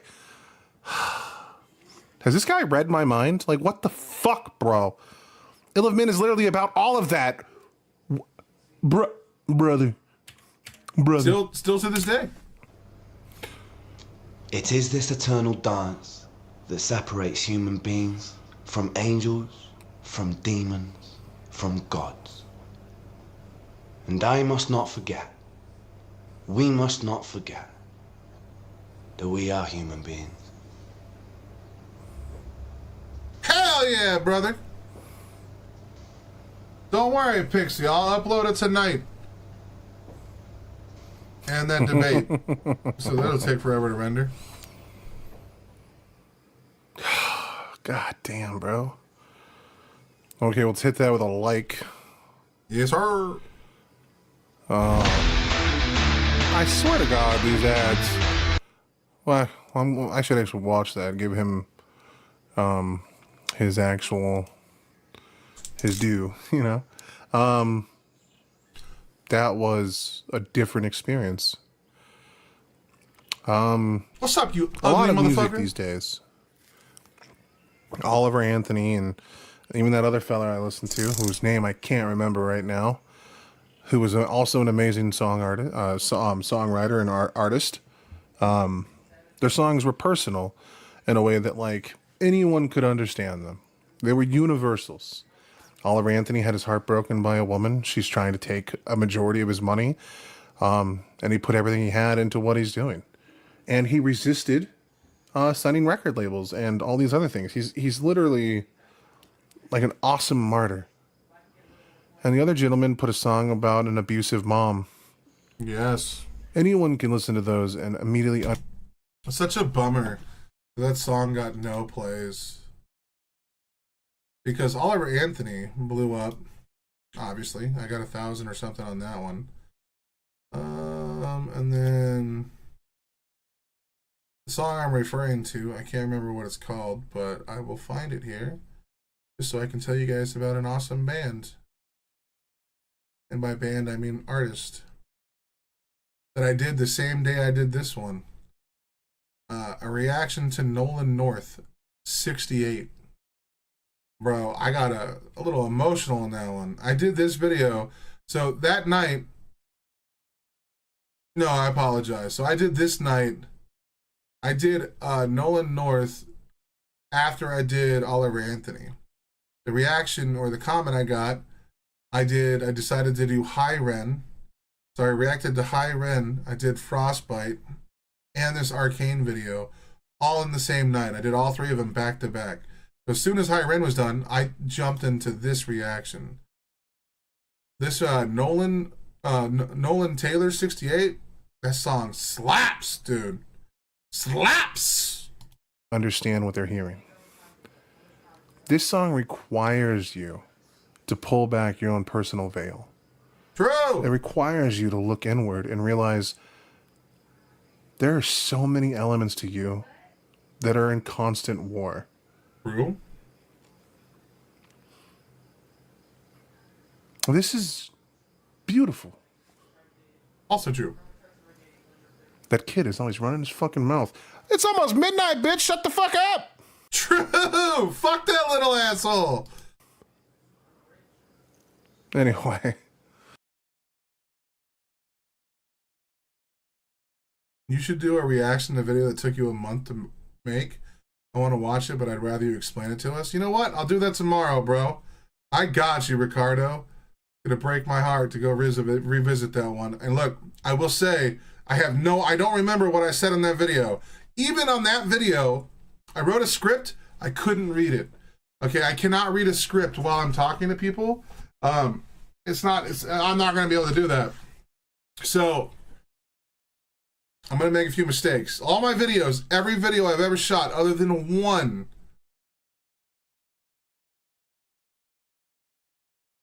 look at that ridiculous smile, bro. I will happily do it. But I will say I have one video that I actually wrote a script for. It's a review for, it's like a 2-minute review that I did for, I can't remember, The Summoners of War or whatever. I can't remember what it's called. But the only reason why I know it's a script is because it's a review I wrote that I uploaded to Steam that I just made a video about. That is the only video out of every video I have where I actually read the script. Nah, this motherfucker's ugly, dude. Y'all crazy. This is something to sit in. Yes. It deserves all of the respect in the world. Yes. And thank you for introducing me to this song. There's a lot to say. But I think I'm going to just leave you in the silence. I'll say what I should have said then. The shit slaps, bro. Like, you could tie it into whatever worldview you want to.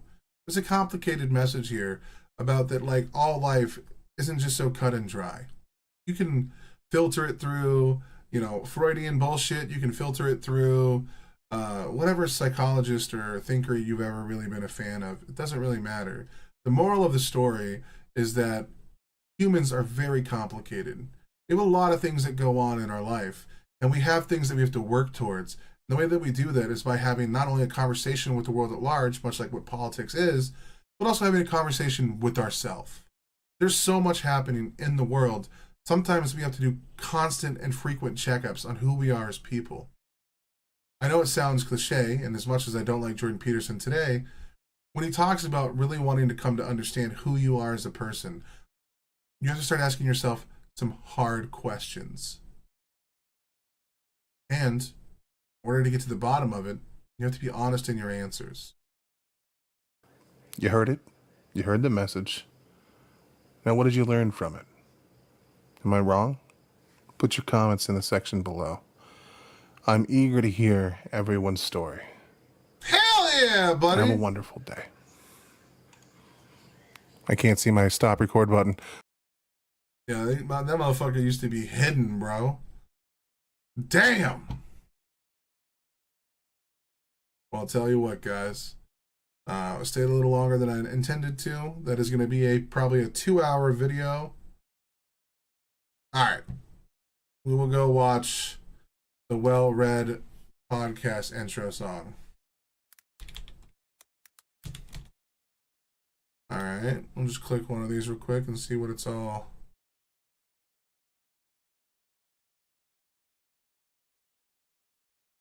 They're the liberal rednecks. They like cornbread and butt sex. They care way too much but don't give a fuck. They're the liberal rednecks that makes some people upset, but they got 3 big old dicks that you can suck. Well, here we are. Oh, God. Alright, I might have to check these guys out. Oh, shit. Well, I also know what I'm going to watch. What the fuck? Oh, shit. I did not know that. I was about to make my goodbye. It's all right, dude. We'll just have to watch one other podcast.